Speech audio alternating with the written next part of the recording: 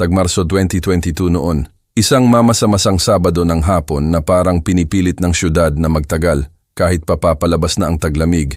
Nagluto ako ng espesyal na mole poblano gamit ang parehong resipe na ginagawa ko simula pa noong maliliit pa sila, na may purong tsokolate mula Oaxaca at sariwang sili mula sa palengke. Nakahanda na ang mesa na may burdang mantel na natanggap ko sa aking kasal.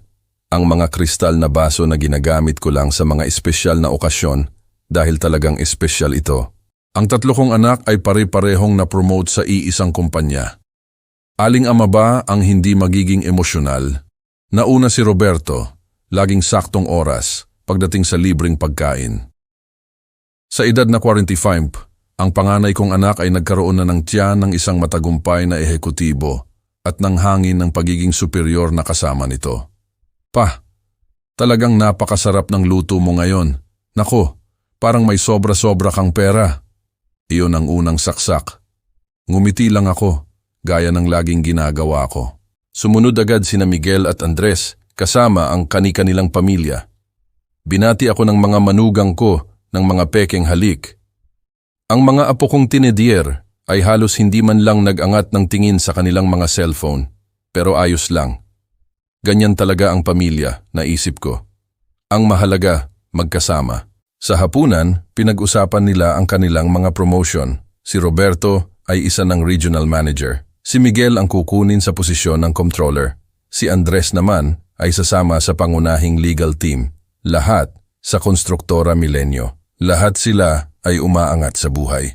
Nakinig ako ng may pagmamalaki, nagtatanong ng tama, nagpapakita ng tunay na interes. Pagkatapos nilang kumain, doon nagsimula ang impyerno. Tumayo si Roberto, kinuha ang kanyang baso ng alak, isang mamahaling Malbec na binili ko pa para sa okasyon, at sinabi, "Isang toast para sa ating ama na sa wakas ay tinanggap na wala siyang silbi sa buhay." Tumagal ang katahimikan nang wala pang isang segundo bago sumabog ang tawanan. Yumuko si Miguel, tawa ng tawa. "Totoo yan," aniya. Pagkatapos ng maraming taon na kunwari inaiintindihan ang negosyo. Sumabat si Andres habang pinupunasan ng luha sa kakatawa. At least ngayon titigil na siya sa pagbibigay ng payo tungkol sa mga bagay na hindi niya alam. Tumawa din ang mga manugang. Tumawa ang mga apo. Ang sarili kong mesa sa sarili kong bahay ay naging isang hukuman kung saan ako ang akusadong nahatulan. Naaalala niyo ba noong sinubukan niyang magbigay ng opinyon tungkol sa pagbili ng apartment ni Roberto? Sabi ni Patricia, ang panganay kong manugang, na parang may alam siya sa real estate. O kaya noong gusto niyang magkomento tungkol sa mga investment, dagdag ni Miguel. Pa, nang may buong respeto, halos hindi mo nga alam kung ano ang savings account. Nanatili akong nakaupo, nakasuspindi sa ere ang tinidor na may piraso ng karne na hindi ko na malulunok. Ang sikmura ko ay naging malamig at mabigat na bato. Ipinagpatuloy ni Roberto ang kanyang nakakahiya na talumpati. "Mas mabuti na tanggapin mo ang iyong mga limitasyon. Ang mga tulad mo ay dapat makontento sa kaunting bagay at tigilan ang pangarap ng malaki." Ang linyang iyon, ang eksaktong linyang iyon, ay narinig ko noong 7 taong gulang ako nang sabihin ng isang guro na ang mga mahihirap na bata tulad ko ay hindi dapat mangarap ng malaki. Ang parehong linya na nag-udyok sa akin na itayo ang lahat ng aking itinayo. At ngayon, 60 taon na ang lumipas, ang sarili kong anak ang bumato sa akin nito. "Gusto lang naming maging makatotohanan ka pa," sabi ni Andres na kunwari may kabaitan. "Tanggapin mo ang iyong sitwasyon at huwag nang makisali kung saan hindi ka kailangan." Doon ko naramdaman ang isang bagay na nagbago sa loob ko. Isang lamig na nagsimula sa base ng aking bungo at bumaba sa aking gulugod na parang natutunaw na yelo. Sa unang pagkakataon sa loob ng ilang dekada, ang maskara ko ng isang mapagpakumbabang ama ay nagsimulang gumuho dahil hindi nila alam. Wala silang ideya kung sino talaga ang nakaupo sa dulo ng mesang iyon, humihiwa ng mole gamit ang mga kamay na pumirma ng milyon-milyong kontrata. Hindi nila alam na ang kawawang lalaki na laging humihingi ng tulong ay si Mang Cardo Rivera, ang CEO ng Grupo Rivera, ang parehong kumpanya na kumokontrol sa Konstruktora Milenio kung saan sila kakapromote lang. Nilunok ko ang piraso ng karne sa aking bibig, uminom ng alak at ngumiti. Tama kayo, sabi ko sa pinakamatamis na boses na kaya kong gawin. Ang isang lalaking tulad ko ay dapat marunong lumugar. Nagpalakpakan sila, literal na nagpalakpakan. At sa sandaling iyon, nagising ang tunay na Mang Cardo. Upang maunawaan kung ano ang nangyari sa mesang iyon, kailangan mong malaman ang doble buhay na ginawa ko sa loob ng mahigit 20 taon. Isang buhay na napakagaling na binuo na kahit ang sarili kong mga anak ay walang hinala sa katotohanan. Para sa kanila, ako si Mang Cardo Rivera, isang 55 taong gulang na balo na nakatira sa isang simpleng bahay sa isang ordinaryong kapitbahayan. Nagmamaneho ako ng Nissan Sentra 2010 at nabubuhay sa pensyon ng aking yumaong asawa at isang maliit na pensyon bilang guro, isang lalaki na bumibili ng damit sa mga discount store, namimili sa wholesale market at laging humihingi ng tulong kapag mataas ang bill ng kuryente. Ang bersyon na ito ay nagsusuot ng tsinelas sa bahay, relihiyosong nanonood ng balita sa alas 6 at nagtatago ng barya sa isang walang laman na lata ng kape. Nagrereklamo ako sa presyo ng gasolina, nakikipagtawaran sa palengke at pinag-uusapan ang mga presyo ng kabaliwan tuwing kumakain kami sa labas na bihira dahil mahigpit ang pera. Isang perpektong pagganap na minsan ay nakakalimutan ko na ito ay kasinungalingan. Ang tunay na Mang Cardo ay ibang-iba. Isang taong nagsusuot ng mamahaling trahe Armani, nagmamaneho ng isang bulletproof na BMW at nagmamando ng mga meeting sa mga opisina sa sentro ng syudad. Isang taong nagsimula sa isang lupang minana sa kanyang ama noong 1980s at bumuo ng isang imperyo ng real estate na ngayon ay nagkakahalaga ng mahigit 1 bilyon.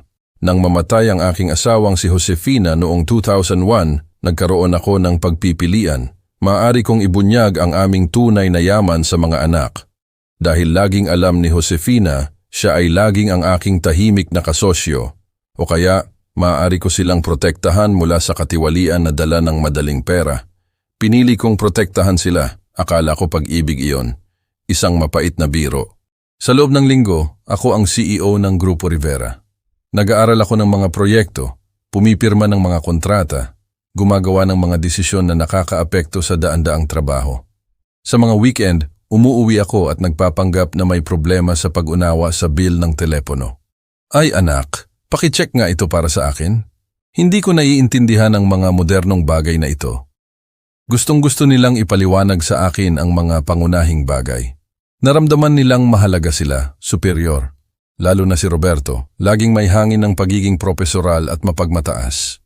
Pa, ganyan gumagana ang mga credit card? Pa, hayaan mo akong humawak nito. Hindi mo kailangang mag-alala. Pinaniwala ko sila sa loob ng 20 taon na sila ang matatalino sa pamilya, na namana nila ang talino mula sa kung sino, habang ako ay isang palamuti lamang sa pamilya na may magandang intensyon, ngunit limitado. Ang 2 kwarto na apartment sa simpleng kapitbahayan ay totoo. Doon talaga ako nakatira sa gitna ng tumpok ng murang damit at mga discounted na muebles. 3 blok mula doon, sa isang gusali na ako mismo ang nagpatayo at kung saan ako nagmamantini ng isang penthouse sa ilalim ng corporate name, ay nakatago ang tunay kong buhay. Walk-in closet na may mga damit ng designer, koleksyon ng sining, library na may mga unang edisyon, at climate-controlled wine cellar. Doon ko tinatanggap si Attorney Paulo Carballo, ang aking abogado at tanging pinagkakatiwalaan. Isang lalaking may integridad na sa loob ng 15 taon ay ipinipilit na dapat kong sabihin sa aking mga anak ang totoo. Mang Cardo, ang palabas na ito ay magdudulot ng problema. May karapatan silang malaman kung sino talaga ang kanilang ama. Laging akong tumatanggi. Paulo, hindi mo ba naiintindihan? Gusto kong itayo nila ang sarili nilang mga landas, magkaroon sila ng sarili nilang merito. Kung alam nilang mayaman ako, magiging kampante sila, magiging parasito sila. Para bang hindi naman sila naging ganoon. Sa loob ng ilang dekada, pinanood ko ang aking mga anak na lumaki. Naniniwalang ako ay isang pabigat sa kanilang buhay, na kailangan nila akong tiisin dahil sa obligasyon, tulungan ako dahil sa Christian charity. Laging may hangin ng mga martir na parang ang pagsuporta sa kanilang mahirap na matandang ama ay isang napakalaking pasanin na kanilang dinadala ng may kabayanihan.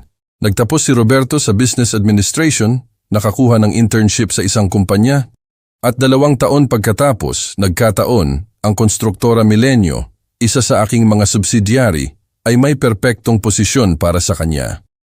Ang HR manager, na hindi alam kung sino ako, ay kinuha ang aking anak batay lamang sa kanyang resume. Hindi kailanman nalaman ni Roberto na ang kanyang swerte ay may apelyido at direksyon. Sumunod sina Miguel at Andres sa parehong landas, accounting at law, ayon sa pagkakabanggit. Pareho silang kinuha ng parehong kumpanya na kumuha sa kanilang panganay na kapatid. Isang kamangha-manghang pagkakataon, hindi ba? Pinanood ko mula sa malayo, sa pamamagitan ng mga discreet report, ang kanilang mga promotion sa kumpanya. Ipinagmamalaki ko kapag nakakatanggap sila ng papuri mula sa mga supervisor. Nag-aalala kapag nagkakamali sila. Ngunit hindi ko kailanman na ipakita na alam ko.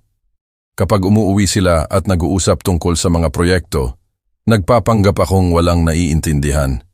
Napaka-interesante anak, napakatalino mo. Nilunok nila lahat. Ang mas masahol pa, naging magagaling silang profesional. Si Roberto ay may likas na instinct sa negosyo. Si Miguel ay metikuloso sa mga numero. Naiintindihan ni Andres ang mga komplikadong kontrata. Hindi nila kailangan ang aking invisible na proteksyon upang umunlad. Ngunit patuloy ko pa rin silang pinoprotektahan. Hanggang sa gabing iyon ng Marso, nang matuklasan ko na para sa kanila, hindi ako isang ama na nararapat sa pagmamahal at paggalang, kundi isang patetikong matanda lamang na kanilang tinitiis dahil sa social obligation. Ang mga tulad mo ay dapat makontento sa kaunting bagay. Ang parehong linya na bumuo sa akin ay bumalik ngayon upang wasakin ako.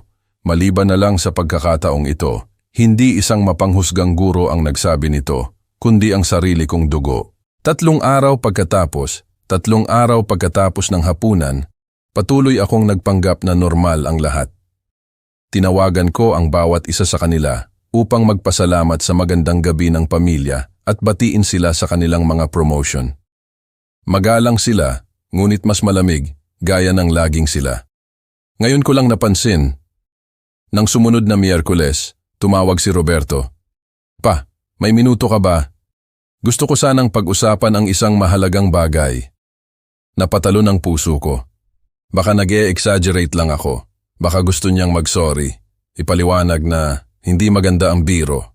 Oo naman anak, gusto mo bang pumunta rito? Ipapakape kita. Sa totoo lang, mas maganda kung ikaw ang pumunta sa bahay ko. Nandyan din sina Miguel at Andres.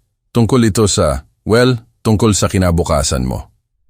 Ang aking kinabukasan, napaka-interesante. Dumating ako sa apartment ni Roberto ng 3 ng hapon, nagmamaneho ng aking Sentra at nakasuot ng simpleng kamiseta mula sa Tiange. Lahat sila ay nasa sala na may seryosong ekspresyon na pilit nilang itinatago bilang mapagmahal na pag-aalala. Dito ka umupo pa, sabi ni Andres habang pinapalo ang sofa sa tabi niya. Gusto naming pag-usapan ang ilang posibilidad upang mapabuti ang iyong kalidad ng buhay. Kinuha ni Roberto ang isang folder mula sa center table. Sa loob ay may mga color-printed brochure. Lahat ay tungkol sa mga nursing home. Lumamig ang dugo ko. Pa, hindi pa ito pinal. Simula ni Roberto nang may mapagmataas na tono na kilalang kilala ko. Pero naiisip namin na baka masyado kang nag-iisa sa bahay na iyon. Tama, sang-ayon ni Miguel. 65 taong gulang ka na at pagkatapos ng pagkamatay ni Mama, halos 22 taon na yan, Miguel, putol ko. Tama, masyado kang matagal nang nag-iisa. Hindi iyon maganda sa kalusugan. Yumuko si Andres, ginamit ang kanyang pinakamagaling na tono ng pangungumbinsi. Tingnan mo ang mga lugar na ito pa. Mayroon silang mga aktibidad, mga tao sa edad mo, 24 oras na medical assistance. Kinuha ko ang isa sa mga brochure, San Vicente Home for the Aged. Sa likod, isang price list. 35,000 kada buwan, ang pinakamura sa lahat. Bumisita na kami sa ilan, sabi ni Roberto. Itong isang ito ay napakaganda, simple ngunit malinis, sa abot ng aming makakaya, sa abot ng kanilang makakaya. 35,000 na hinati sa tatlo ay 11,666 bawat isa, ang presyo ng isang magandang pizza na delivery. At ang bahay ko? Tanong ko, habang tinitingnan ang mga brochure. Nagkatinginan ang tatlo, lumunok si Roberto.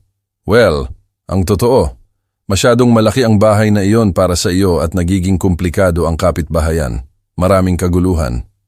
Maaari nating ibenta, mabilis na dagdag ni Miguel. Gamitin ang pera para pambayad sa nursing home at may matitira pa rin para sa iyo at hatiin ang sobra sa inyo. Ninyo? Tanong ko. Mahaba at awkward na katahimikan. Pa, hindi ganon, sabi ni Andres. Kasi, may sarili na kaming pamilya ngayon, mga anak na palalakihin, mga apartment na babayaran.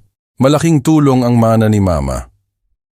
Ang mana ni Mama, isang 15 milyong bahay na binili ni Josefina noong 1990s. Maingat na pinili upang magmukhang simple. Hindi man lang sila naghinala na bayad na ito sa loob ng ilang dekada o na may 17 pang ari-arian na nakakalat sa syudad. At kailan itong paglipat? Tanong ko. Naisip namin na baka sa katapusan ng buwan, suhestyon ni Roberto. Naka-schedule na ako ng pagbisita sa San Vicente sa Lunes. Gusto mo bang sumama sa amin? Katapusan ng buwan, 2 linggo. Maaari ko ba itong pag-isipan? Oo naman pa. Walang nagmamadali, nagsinungaling si Roberto. Gusto lang namin ang pinakamabuti para sa iyo. Umuwi ako ng tahimik na tahimik. Hindi ko man lang binuksan ang radyo sa sasakyan. Kailangan kong iproseso ang aking natuklasan. Ang mga anak ko ay hindi lamang nagpapahiya sa akin para sa kasiyahan. Aktibo silang nagpaplano na alisin ako. Nang gabing yon, tinawagan ko si Attorney Paulo. Paulo, ako ito. Maaari ka bang pumunta sa bahay ko? Yung totoong bahay, hindi ang panlabas na anyo. Mang Cardo, may nangyari ba? Ang nangyari ay tama ka 15 taon na ang nakakaraan. Ang palabas na ito ay magdudulot ng problema. Ano ang ginawa nila? Gusto nila akong ilagay sa nursing home na 35,000 kada buwan. Katahimikan sa kabilang linya. Paparating na ako. Dumating si Attorney Paulo 1 oras pagkatapos at nadatnan niya ako sa penthouse sa sentro ng syudad na may bukas na bote ng mamahaling French wine at isang ekspresyon na hindi niya kailanman nakita sa aking mukha.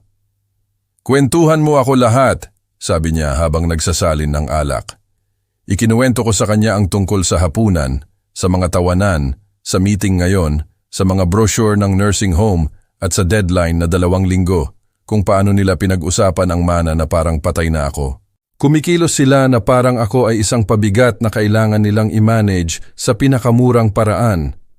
Gusto nila akong ilagay sa nursing home kung saan bibisitahin nila ako minsan sa 1 buwan dahil sa obligasyon at ipagpapatuloy ang kanilang buhay na parang hindi ako nag-exist. Pagtatapos ko, uminom ng mahabang higop ng alak si Paulo.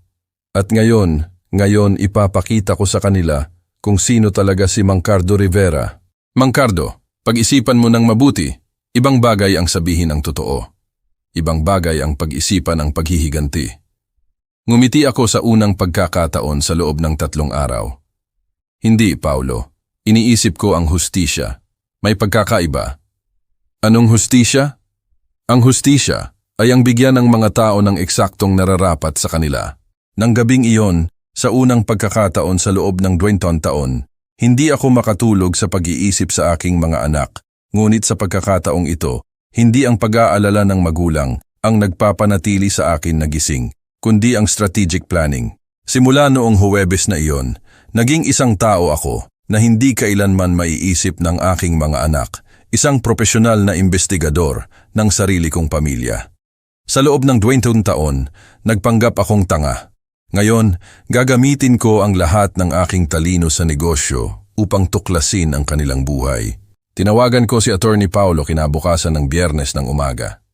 Kailangan ko ang lahat ng report ng Konstruktora Milenio sa loob ng huling 6 na buwan. Performance, attendance, corporate expenses, lahat ng makukuha mo nang hindi nagtataas ng hinala. Mang Cardo, hindi yata magandang ideya ito. Paulo, kasosyo kita sa loob ng 15 na taon. Hindi pa ako humingi ng anumang bagay na hindi etikal. Gusto ko lang malaman kung ang aking mga anak ay ang mga huwarang empleyado na pinaniniwalaan nilang sila. Katahimikan. Ipapadala ko sa iyo ang email sa loob ng 2 oras. Habang naghihintay, sinimulan ko ang sarili kong investigasyon sa bahay. Sa loob ng maraming taon, laging nag-iiwan si Roberto ng mga gamit sa bahay ko kapag bumibisita. Cellphone charger, sunglasses, minsan pati ang laptop niya. Hindi niya kailanman inakala na alam kong gumamit ng computer. Sa drawer ng kwarto ko, ang totoong drawer sa penthouse, nakita ko ang isang iPhone charger na nakalimutan niya 1 buwan na ang nakakaraan. Nasa kanya pa rin ang cellphone niya, syempre, pero may iba akong plano. Nang Sabado ng hapon, tinawagan ko si Roberto. Anak, maaari ka bang pumunta ng mabilis?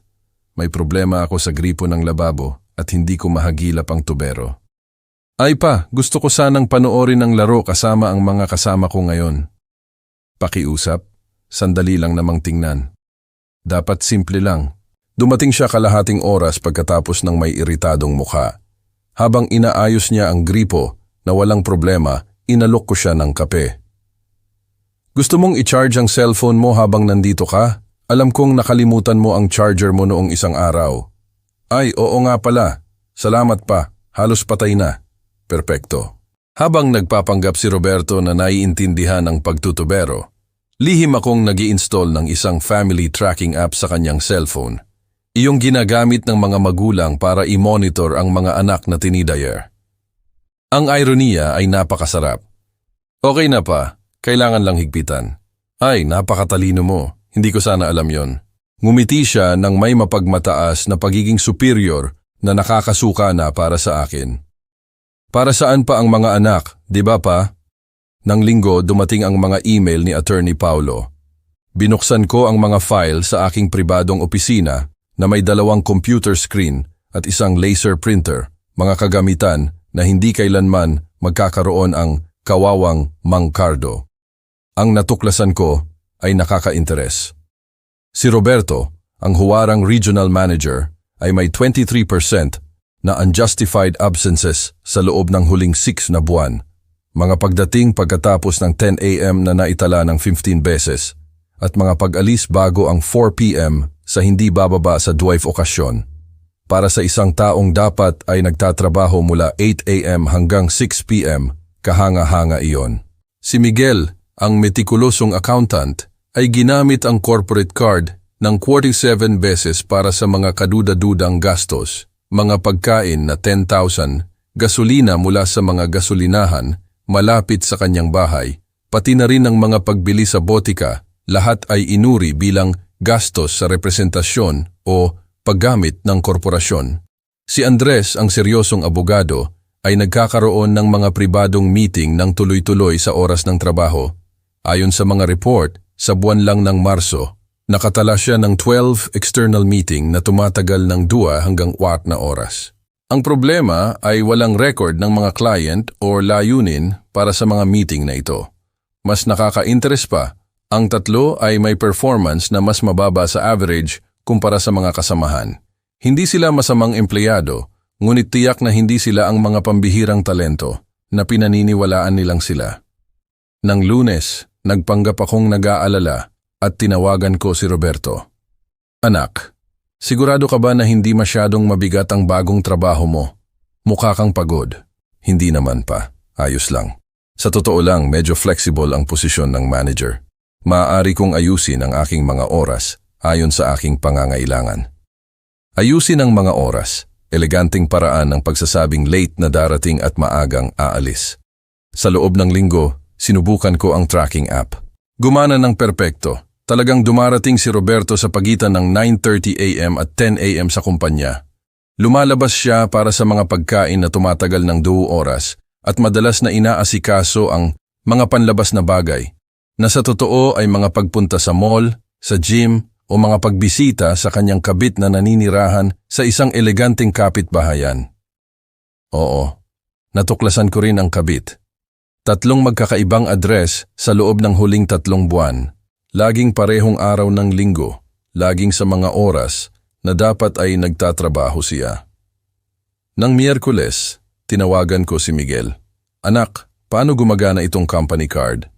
Noong isang araw nabanggit mo na binigyan ka ng isa. Para sa mga gastos sa trabaho pa. Mga meeting, gasolina, ganong mga bagay. Hindi naman malaki. At mahigpit ba ang kontrol? Hindi naman talaga, basta may kaugnayan sa trabaho. May kaugnayan sa trabaho tulad ng pagbili ng gamot para sa presyon sa botika sa kanyang kolonya. Nang Huwebes, si Andres naman, anak, laging kang nagmamadali. Ang mga bagong client na ito ay talagang nagbibigay sa iyo ng maraming trabaho. Oo pa, nakakapagod pero gusto kong personal na asikasuhin. Alam mo, meeting sa meeting para bumuo ng relasyon. Relasyon, isang paraan upang tingnan ito. Lalo na kung isasaalang-alang na ang mga meeting ay laging nangyayari sa parehong physical therapy clinic kung saan nagpapagamot ang kanyang asawa. 5 buwan ng mga meeting sa parehong lugar. Anong dedikadong client? Nang Biyernes, dumating si Attorney Paulo para maghapunan sa penthouse. May nag-aalalang ekspresyon siya. Mang Cardo, nakuha ko ang impormasyon na hiniling mo. Pero sigurado ka ba na gusto mong ituloy ito? May oras pa upang sabihin lamang ang totoo at ayusin ang lahat bilang isang pamilya. Paulo, sa Lunes, dadalhin ako upang tingnan ang nursing home. Paano mo nalaman? Tumawag si Roberto ngayon at kinumpirma na nag-schedule siya para sa 2 p.m. Sabi niya mas mabuti nang ayusin ito ng maaga upang magkaroon ng kapayapaan ang lahat. Buntong hininga si Paulo. At ano ang plano mo? Inaayos ko pa ang mga detalye, ngunit alam ko na sapat upang malaman na ang aking minamahal na mga anak ay hindi ang mga huwarang empleyado na pinapanggap nilang sila. Papatalsikin mo sila? Ang pagpapatalsik ay masyadong simple, hindi ba? Anumang amo ay gagawin iyon. Ngunit hindi ako anumang amo, Paulo. Ako ang kanilang ama. At ang mga magulang ay marunong magturo sa mga anak na nagkakamali. Sa loob ng weekend, nagpasya akong palawakin ang aking investigasyon. Kung gagawin ko ito ng tama, kailangan kong lubos na maunawaan kung paano talaga ako tinitingnan ng aking mga anak, hindi lang sa mga direktang paghaharap kundi sa araw-araw. Nang Sabado ng umaga, tinawagan ko si Patricia, ang panganay kong manugang. Patricia, may minuto ka ba? Medyo nalilito ako sa ilang account dito. Oo naman, Don Carlos, darating ako sa loob ng 1 oras. Dumating si Patricia nang may artipisyal na ngiti na kilala ko na. Ngunit ngayon ay binigyan ko ng tunay na pansin ang mga detalye. Ang paraan ng pagtingin niya sa bahay na parang sinusuri ang isang ari-arian para bilhin. Kung paano siya humihinga ng tahimik kapag nagtatanong ako ng mga tangang tanong tungkol sa bill ng telepono.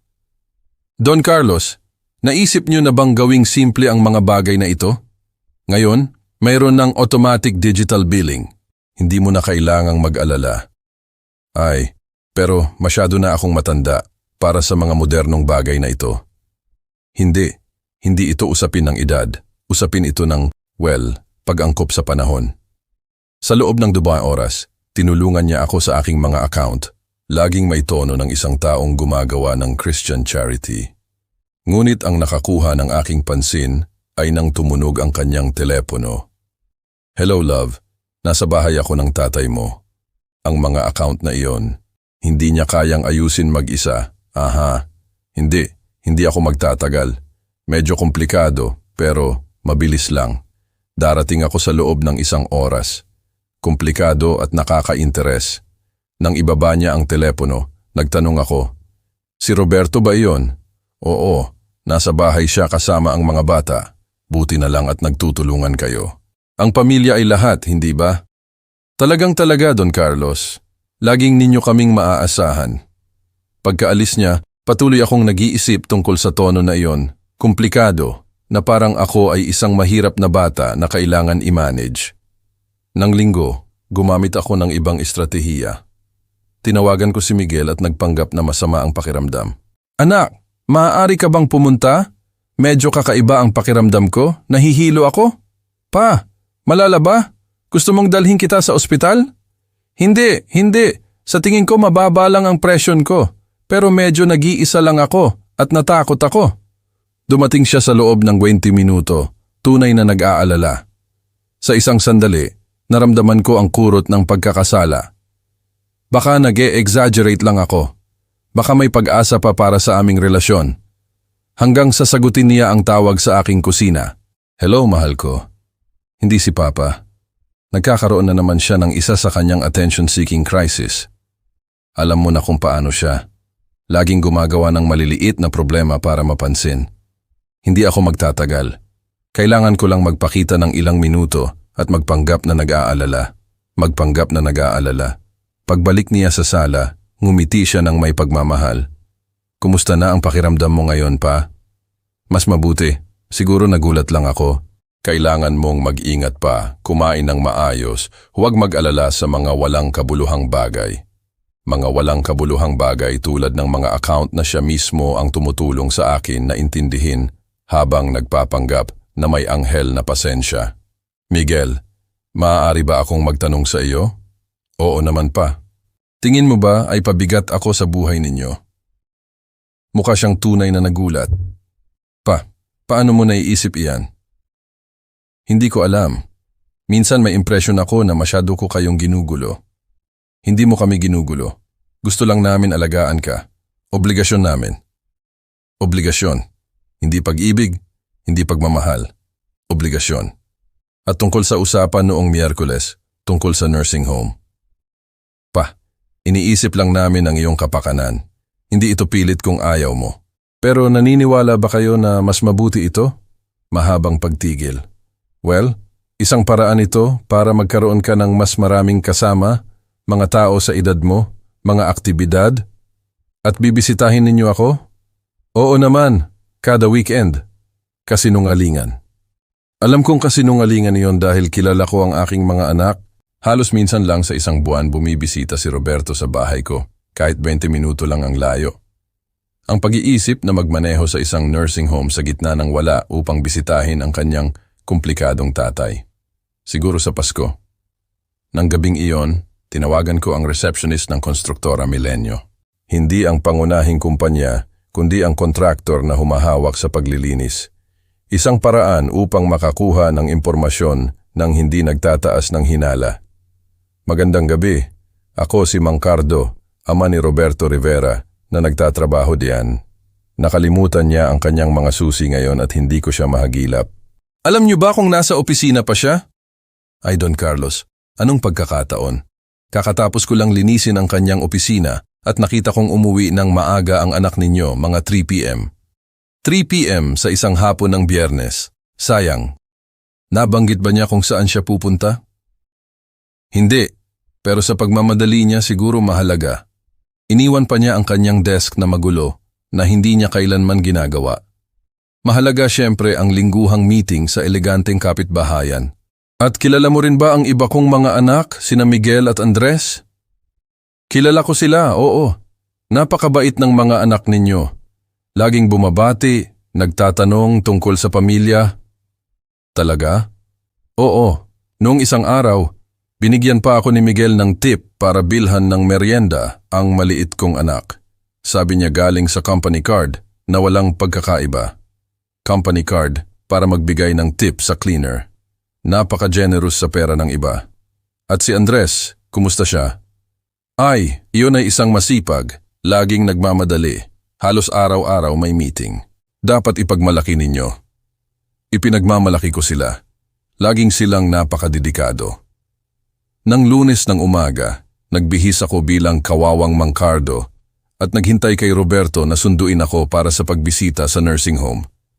Dumating siya ng saktong oras, nagmamaneho ng BMW na binili niya ng may hirap, nang hindi niya alam na pinundohan ko iyon ng didirekta sa pamamagitan ng mga corporate bonus. Magandang umaga pa. Handa ka na bang tingnan ang bago mong bahay? Bagong bahay na parang ito ay isang voluntaryo at nakaka-excite na paglipat. Sa biyahe, pinag-usapan niya ang mga benepisyo ng lugar. Makikita mo pa, napaka-organisado. Mayroon silang mga nurse 24 oras, balanced meals, at ang presyo, maayos naman pa. Kami ni na Miguel at Andres ang bahala. 11,666 kada buwan bawat isa, para alisin ang kanilang ama magpakailanman. Ang nursing home ay eksaktong gaya ng inaasahan ko. Mga pasilyo na amoy disinfectant, mga nurse na overloaded sa trabaho, mga inabandunang matatanda na nanonood ng telebisyon ng napakalakas ang volume. Ang direktor, isang babae na nasa edad 50s na may commercial smile, ang sumalubong sa amin sa pasukan. Don Carlos, anong kasiyahan ang makilala kayo? Marami akong narinig tungkol sa inyo kay Roberto. Sana magagandang bagay, sagot ko. Siyempre sabi niya ay napakatahimik ninyong tao, magaling iyan. Dito sa San Vicente, mayroon kaming maayos na structured routine para sa mga residente tulad ninyo. Mga residente tulad ko, mga matatandang itinatapon ng pamilya. Ipinakita niya sa amin ang maliliit na kwarto na may 2 kama, isang aparador at isang maliit na bintana. Dito kayo titira kasama si Mang Enrique?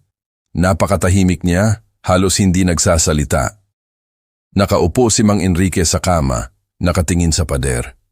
Gaano na kaya siya katagal doon? Gaano na katagal mula nang may bumisita sa kanya? At ang mga bisita? Tanong ko. Pinapayagan sa mga weekend mula 2 hanggang 5 p.m. Napaka-flexible. 3 oras sa isang linggo para tingnan ang ama na nagpalaki sa iyo sa loob ng 40 taon. Sa cafeteria, nasaksihan namin ang oras ng pagkain. Mga matatanda na sinusuportahan sa pagkain na parang mga sanggol. Ang iba ay kumakain ng mag-isa sa tahimik na katahimikan. Isang lalaki ang tahimik na umiiyak sa sulok. Walang sino man ang nagbigay pansin. Laging ganun ba? Tanong ko sa direktor. Ay, si Don Enrique ay namimiss ang kanyang pamilya. Normal lang iyan. Masasanay na rin siya. Na parang ang pagtalikod sa buhay ay isang natural na proseso ng pag-angkop. Mukhang nasiyahan si Roberto sa kanyang nakita. Ano sa tingin mo pa? Hindi ba isang kaaya-ayang lugar? Kaaya-aya na parang isang bilangguan. Sa pag-uwi, nagtanong siya, kaya, ano ang naisip mo? Iba sa inaakala ko. Sa magandang paraan. Roberto, maaari ba akong magtanong ng isang tapat na tanong? Oo naman pa. Sa tingin mo ba ay karapat-dapat akong magtapos ng aking mga araw sa ganoong lugar? Mahabang katahimikan. Nagmaneho siya na nakatingin ng diretso sa harapan. Pa, hindi ito usapin ng pagiging karapat-dapat, kundi ng praktikalidad. Hindi ka maaring mag-isa magpakailanman at wala kaming istruktura para mag-alaga ng isang matanda. 65 taong gulang ako, Roberto. Hindi, 85. Alam ko, pero mas mabuti nang maiwasan, hindi ba? At doon, hindi ka mag-iisa.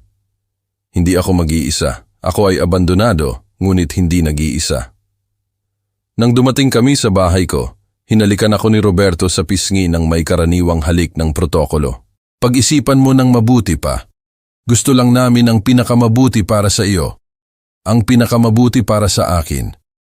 11,666 kada buwan bawat isa sa mga anak na pinalaki ko. Nang gabing iyon sa penthouse, binuksan ko ang isang bote ng alak at gumawa ng ilang mahahalagang tawag. Panahon na upang tumigil sa pag-iimbestiga at simulan ang pagkilos. Nang Martes ng umaga, nagising ako ng 5:30 a.m. Hindi dahil kinakabahan ako. Ang kaba ay isang luho na hindi ko kayang bigyan ng pahintulot. Nagising ako dahil alam ng aking katawan na ito na ang araw ng katotohanan. Unang stop, ang salon sa eleganteng lugar ng syudad, kung saan may appointment ako kay Aling Elena, ang estilista na nag-aalaga ng aking buhok sa loob ng 10 taon. Hindi ang Aling Elena sa kapitbahayan kung saan nakakakuha ang kawawang mangkardo ng mga gupit na 50. Ang propesyonal na Aling Elena na naniningil ng 8,000 para sa isang kumpletong transformation. Don Carlos, sa wakas, matagal na kayong hindi dumadalaw. Namimiss ko kayo. Inaayos ko ang mga usapin ng pamilya, Aling Elena. Ngayon, kailangan kong maging perpekto, ang pinakamahalagang meeting sa buhay ko. 3 oras pagkatapos, lumabas ako doon na hindi makilala. Binalbas ang buhok at inayos sa isang eleganteng estilo. Maayos ang balbas, maayos ang mga kuko. Sa salamin, nakita ko ang isang 60 taong gulang na ehekutibo na maaaring magmando ng anumang kumpanya sa bansa dahil iyon talaga ang ako. Pagbalik sa penthouse, sinuot ko ang itim na trahe Armani na inirereserba ko para sa pinakaseryosong meeting. Sapatos na gawa sa balat, hindi ang imposibleng pointed, kundi ang mga sapatos na pang-opisina na nagbibigay sa akin ng autoridad nang hindi na kompromiso ang mobility. Ang relo na Cartier na regalo sa akin ni Josefina sa aming ika-20 anibersaryo. Ang mga gintong singsing na iniwan sa akin ng kanyang ama bilang mana, mga piraso na nag-iisa ay mas mahal pa kaysa sa taunang sahod ng aking mga anak. Nang 10:30 a.m., nasa opisina ako ng Grupo Rivera sa sentro ng syudad. Sinalubong ako ni Sandra ng may kinakabahang ngiti. Don Carlos, handa na ang mga dokumento. Tatawagan ko na ang mga ginoo. Huwag pa. Gusto ko munang kumpirmahin ang ilang detalye. Umupo ako sa aking presidential desk, ang solid mahogany na sumasakop sa kalahati ng opisina, at sinuri ang mga file sa huling pagkakataon, lahat perpekto. Hindi mapag-aalinlanganan na ebidensya, kumpletong dokumentasyon. Legal na batayan para sa pagpapatalsik ng may dahilan. Nang 11 a.m., tinawagan ko si Attorney Paulo. Paulo, maaari ka bang umakyat? Kailangan kong suriin mo ang mga dokumento bago tayo magsimula. Pumasok siya sa opisina 5 minuto pagkatapos. Eleganteng-elegante gaya ng dati sa kanyang kulay abong trahe, ngunit may nag-aalalang ekspresyon. Mang Cardo, naniniwala pa rin ako na dapat mo silang kausapin muna. Paulo, sa iyong profesional na opinyon, ang mga irregularidad na ito ay magbibigay katwiran ba sa pagpapatalsik ng may dahilan sa anumang kumpanya? Buntong hininga siya habang tinitingnan ang mga papel. Oo. At kung sila ay ordinaryong empleyado na walang personal na relasyon sa iyo, matatanggal sila ng walang diskusyon. Kaya, bakit ko dapat tratuhin ang aking mga anak ng iba? Dahil sila ang iyong mga anak, Mang Cardo. Eksakto, Paulo. Sila ang aking mga anak. At ang isang ama na hindi nagtuturo ng mga kahihinatnan para sa mga maling aksyon ng kanyang mga anak ay hindi isang mabuting ama. Tiningnan niya ako ng matagal. Nagbago ka? Hindi ako nagbago. Tumigil lang ako sa pagpapanggap. Nang 11:15 a.m., pumasok si Sandra na may sariwang kape at isang karagdagang folder. Don Carlos, dumating ang report na hiniling ninyo kahapon. Binuksan ko ang folder. Sa loob ay may mga printout ng mga usapan sa WhatsApp na nakuha ng isang pribadong investigador para sa akin. Hindi ito mura, ngunit ang ilang investment ay sulit sa bawat sentimo. Grupo Rivera, magkakapatid. Roberto, mga kapatid, sa Lunes, aayusin na natin ang usapin kay Itay ng isang beses at para sa lahat. Miguel, sa wakas, hindi ko na kaya ang mga tawag na humihingi ng tulong sa mga walang kabuluhang bagay. Andres, at pumayag siyang bisitahin ang nursing home? Roberto, oo, nakita niya itong interesante. Translation, pumayag, wala siyang pagpipilian. Miguel, gaano katagal kaya siya masasanay? Roberto, ilang buwan, tapos titigil na siya sa pagrereklamo. Andres, at ang bahay? Roberto, ibenta kapag lumipat na siya. Nakausap ko na ang broker. Miguel, hati sa 3. Roberto, siyempre kami ang nagsuporta sa kanya sa loob ng maraming taon. Andres, tama. At least ngayon makakahinga na tayo.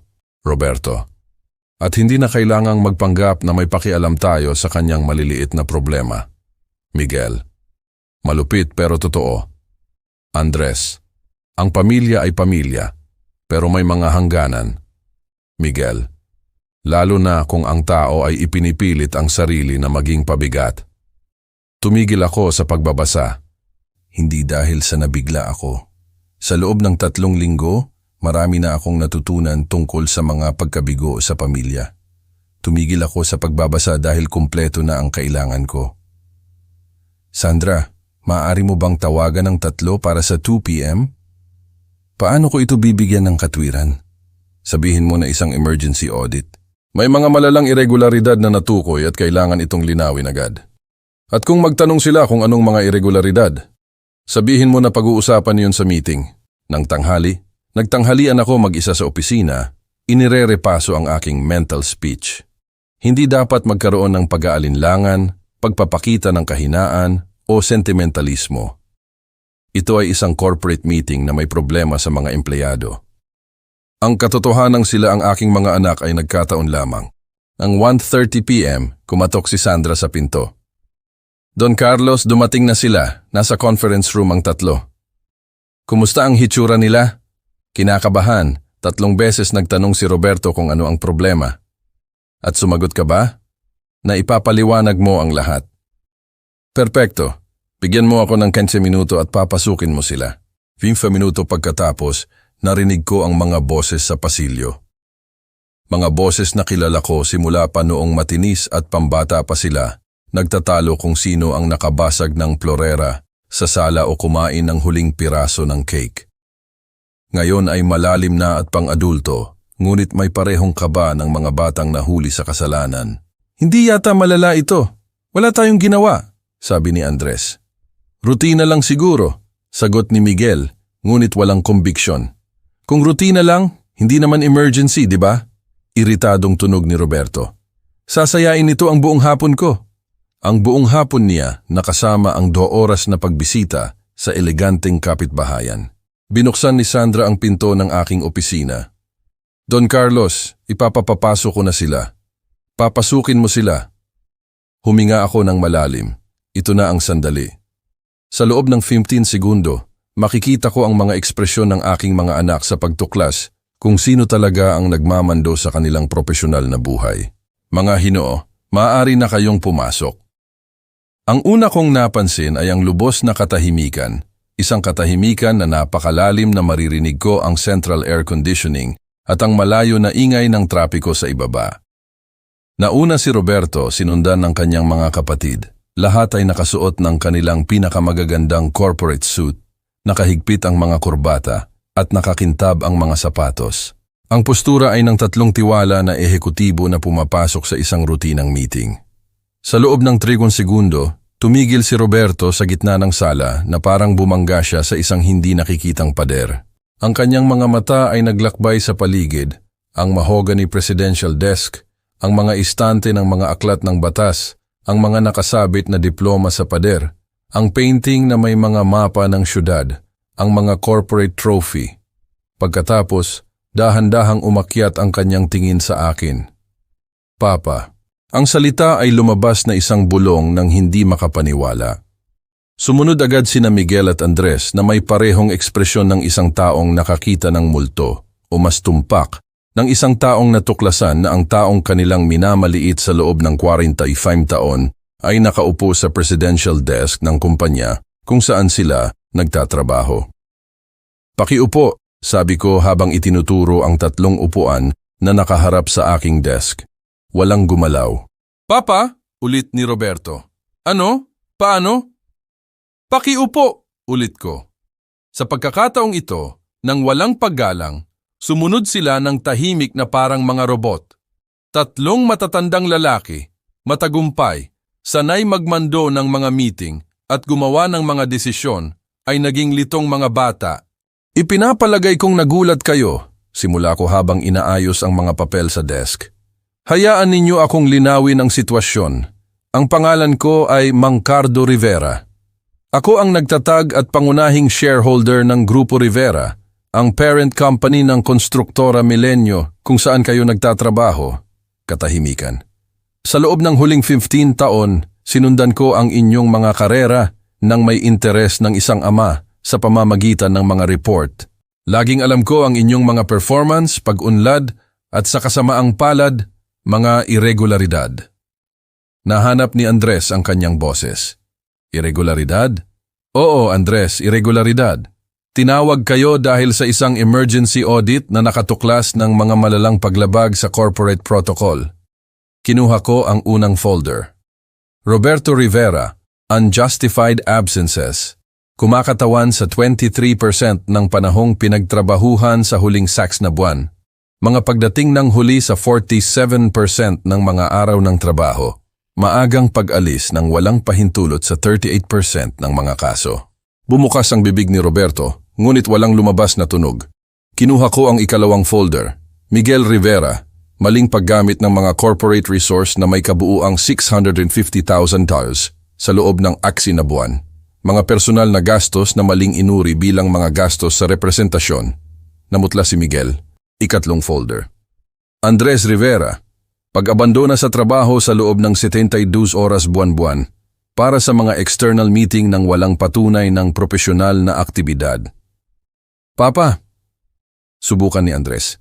Dito ako sumabat, dinagok ang desk. Ang pangalan ko ay Mangcardo Rivera, Ginoong Rivera, kung mas gusto ninyo. Katahimikan ulit, ngunit sa pagkakataong ito, ibang katahimikan.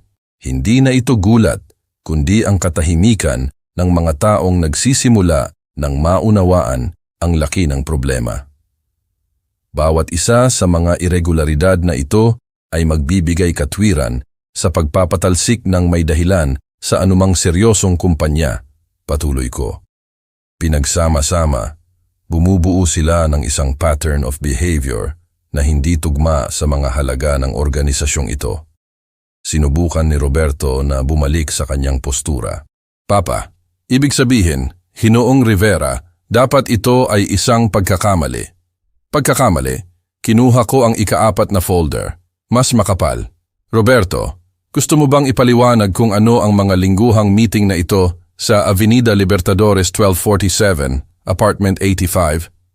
Hayaan kong huminga siya. O ikaw, Miguel, maaari mo bang linawin kung bakit kasama sa iyong mga gastos sa representasyon ang pagkain ng pusa, gayong allergic ka sa mga pusa? Lumubog si Miguel sa kanyang upuan. Andres, baka maaari mong ipaliwanag kung bakit ang lahat ng client meeting mo ay nagaganap sa physical therapy clinic sa sentro ng syudad, kung saan nagpapagamot ang iyong asawa. Ipinikit ni Andres ang kanyang mga mata. Mga Ginoo, sabi ko habang tumatayo. Nagtatrabaho kayo sa aking kumpanya sa loob ng maraming taon, naniniwalang kayo ay espesyal na empleyado, na mayroon kayong natural na pribilehiyo, mga pambihirang talento na nagbibigay katwiran sa iba't ibang trato. Lumakad ako patungo sa bintana, tinatalikuran sila. Tama kayo tungkol sa iba't ibang trato. Nagkamali lang kayo sa dahilan. Humarap ako sa kanila. Mayroon kayong mga pribilehiyo, hindi dahil matalino kayo. Mayroon kayong mga pribilehiyo dahil kayo ang aking mga anak at ako sa aking pagiging inosente ay naniwala na iyon ay mag-uudyok sa inyo na maging huwarang empleyado. Papa, subukan ni Roberto ulit. Ginoong Rivera, malamig kong itinuwid. Ginoong Rivera, maaari ba naming ipaliwanag? Ipaliwanag ano, Roberto? Paano mo bibigyan ng katwiran ang paggugol ng oras ng kumpanya sa pagbisita sa iyong kabit? Paano mo ipapaliwanag sa ibang empleyado na nagtatrabaho ng 8 oras sa isang araw habang ikaw ay 4 na oras lang nagtatrabaho? Bumukas at sumara ang kanyang bibig na parang isda na nasa labas ng tubig. At ikaw, Miguel, paano mo ipapaliwanag sa accountant na nagbabayad ng sarili niyang tanghalian habang ginagamit mo ang corporate card para bumili ng mga regalo para sa iyong biyenan? Halos maging transparent si Miguel. Andres, paano mo ipapaliwanag sa mga abogado na nagtatrabaho ng overtime para sa karagdagang kompensasyon habang ginagamit mo ang oras ng trabaho para ayusin ang mga personal na bagay? Hindi namin alam, nauutal si Andres. Hindi alam ano? Na mali iyon o na binabantayan ko sila? Katahimikan. Dahil kung hindi ninyo alam na mali iyon, hindi kayo karapat-dapat magtrabaho sa anumang kumpanya. At kung alam ninyo na mali, ngunit iniisip ninyo na hindi kayo matutuklasan, ibinilin ko ang parirala, mabigat sa mga implikasyon. Well, sabi ko habang bumabalik sa aking upuan, panahon na upang matuto kayo tungkol sa mga kahihinatnan. Umupo ako ulit at binuksan ang isang naiibang folder. Naglalaman ito ng 3 magkakaparehong sobre. Nakaselyo ng gintong seal ng Grupo Rivera sa kanang itaas na sulok. Sa loob ng 3 dekada, simula ko nang hindi sila tinitingnan. Binuo ko ang kumpanyang ito mula sa wala. Nagsimula ako sa isang lupang minana mula sa aking ama at ginawa itong isang imperyo na ngayon ay nagbibigay trabaho sa 847 katao. Inihanay ko ang 3 sobre sa desk. Sa 3 dekadang ito, nagpatalsik ako ng 23 empleyado dahil sa mga irregularidad. Mula sa junior analyst na nagpalsipikan ng mga report hanggang sa direktor na naglihis ng mga resource. Lahat sila ay nakatanggap ng eksaktong parehong trato. Kumpletong investigasyon, mahigpit na dokumentasyon, pagpapatalsik ng may dahilan. Itinaas ko ang aking mga mata upang harapin sila. Ngayon, sasama kayo sa listahang iyon. Hindi! Sumabog si Roberto, tumalon mula sa kanyang upuan. Hindi mo magagawa ito, anak mo kami. Eksakto, kalmado kong sagot. Anak ko kayo. At ang isang ama na hindi nagtuturo ng mga kahihinatnan para sa mga hindi angkop na aksyon ng kanyang mga anak ay hindi isang mabuting ama. Pero, nauutal si Miguel. Laging mo kaming sinusuportahan. Sinusuportahan ko kayo, oo. Sinusuportahan ko kayo noong mga bata pa kayo na natututong lumakad. Sinusuportahan ko kayo noong mga tinedayer pa kayo na nagkakamali. Sinusuportahan ko kayo noong mga kabataang nasa hustong gulang pa kayo na naghahanap ng inyong mga landas. Kinuha ko ang unang sobre. Ngunit hindi na kayo kabataang nasa hustong gulang. Miguel, 42 taong gulang ka na, kasal, may mga anak, may mga responsibilidad. At gayon pa man, kumikilos ka na parang isang teenager na maaaring lumabag sa mga patakaran ng walang kahihinatnan. Ginoong Rivera, subukan ni Andres na gumamit ng profesional na tono.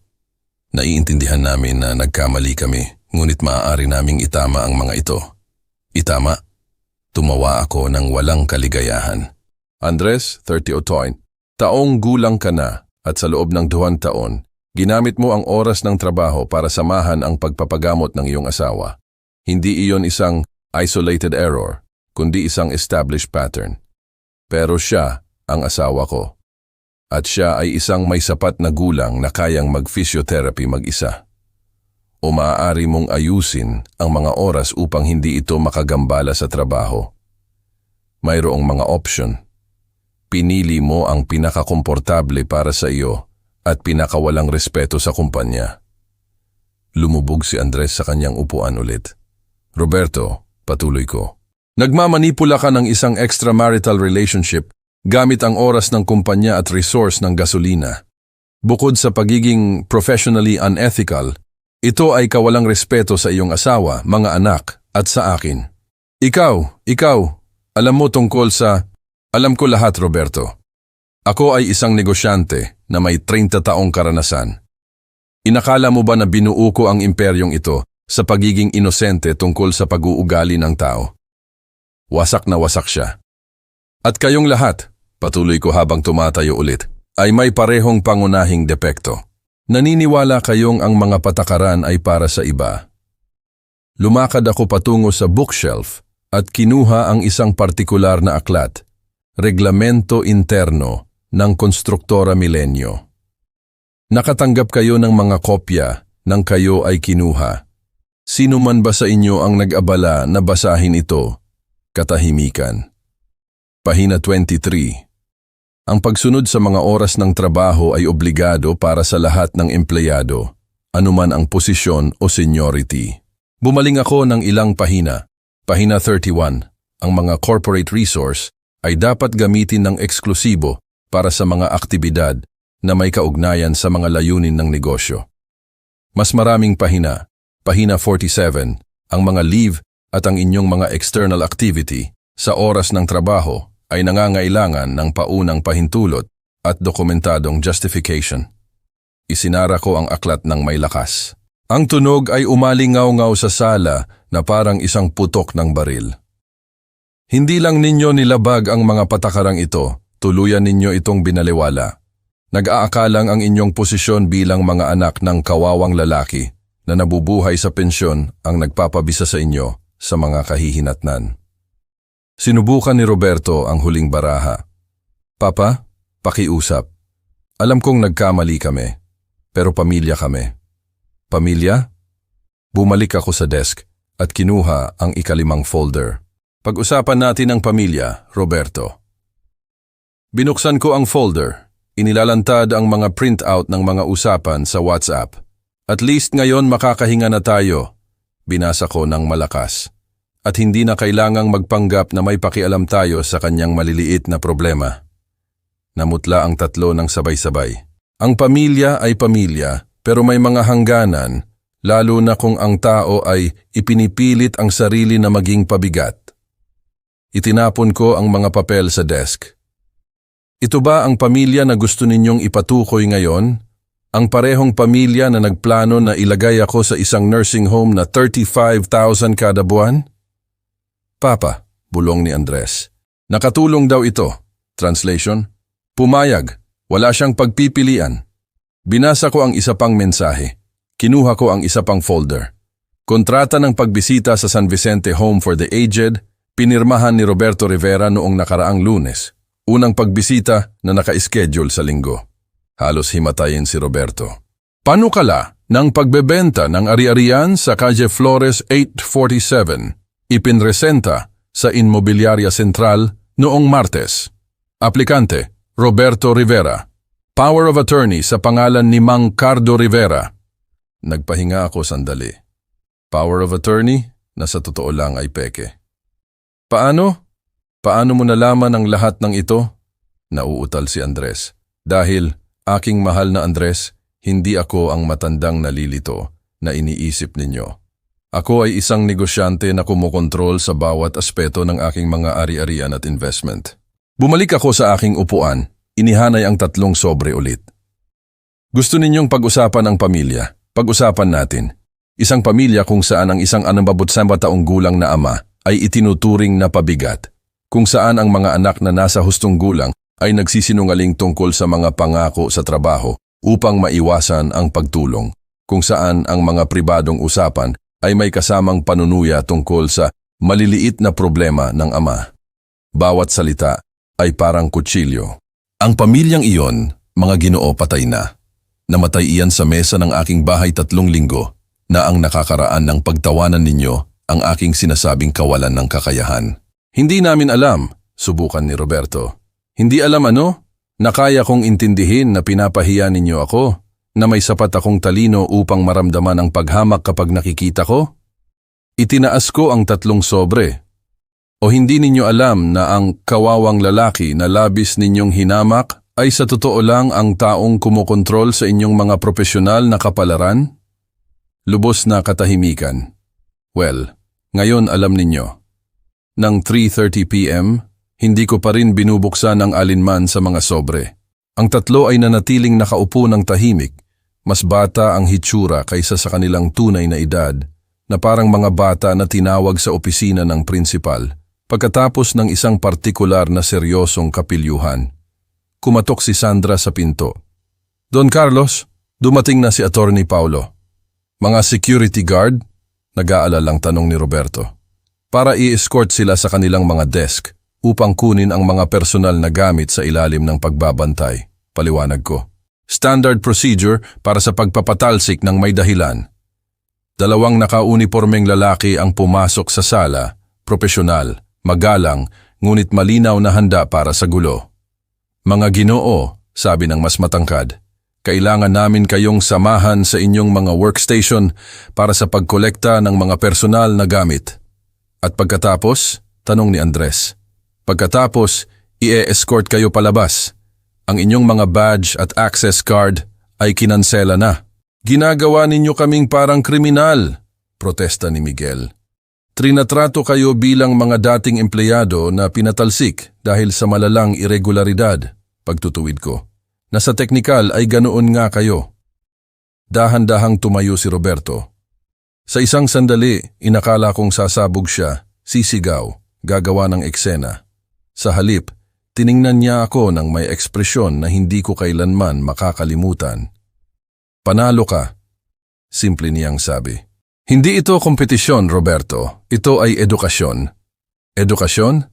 Oo, sa loob ng 45 taon, hindi ko sila naturuan ng halaga ng paggalang. Ngayon, nagawa ko. Tumawa siya ng mapait. Sa pamamagitan ng panghihiya at paghihiganti, sa pamamagitan ng mga kahihinatnan.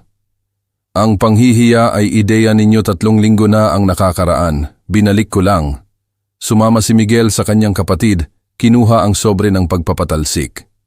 At ngayon, Ngayon matutuklasan ninyo kung paano ang tunay na buhay nang walang invisible na proteksyon ng pamilya, nang walang espesyal na pribilehiyo, nang walang ama na tatakbuhan kapag nagiging mahirap ang mga bagay.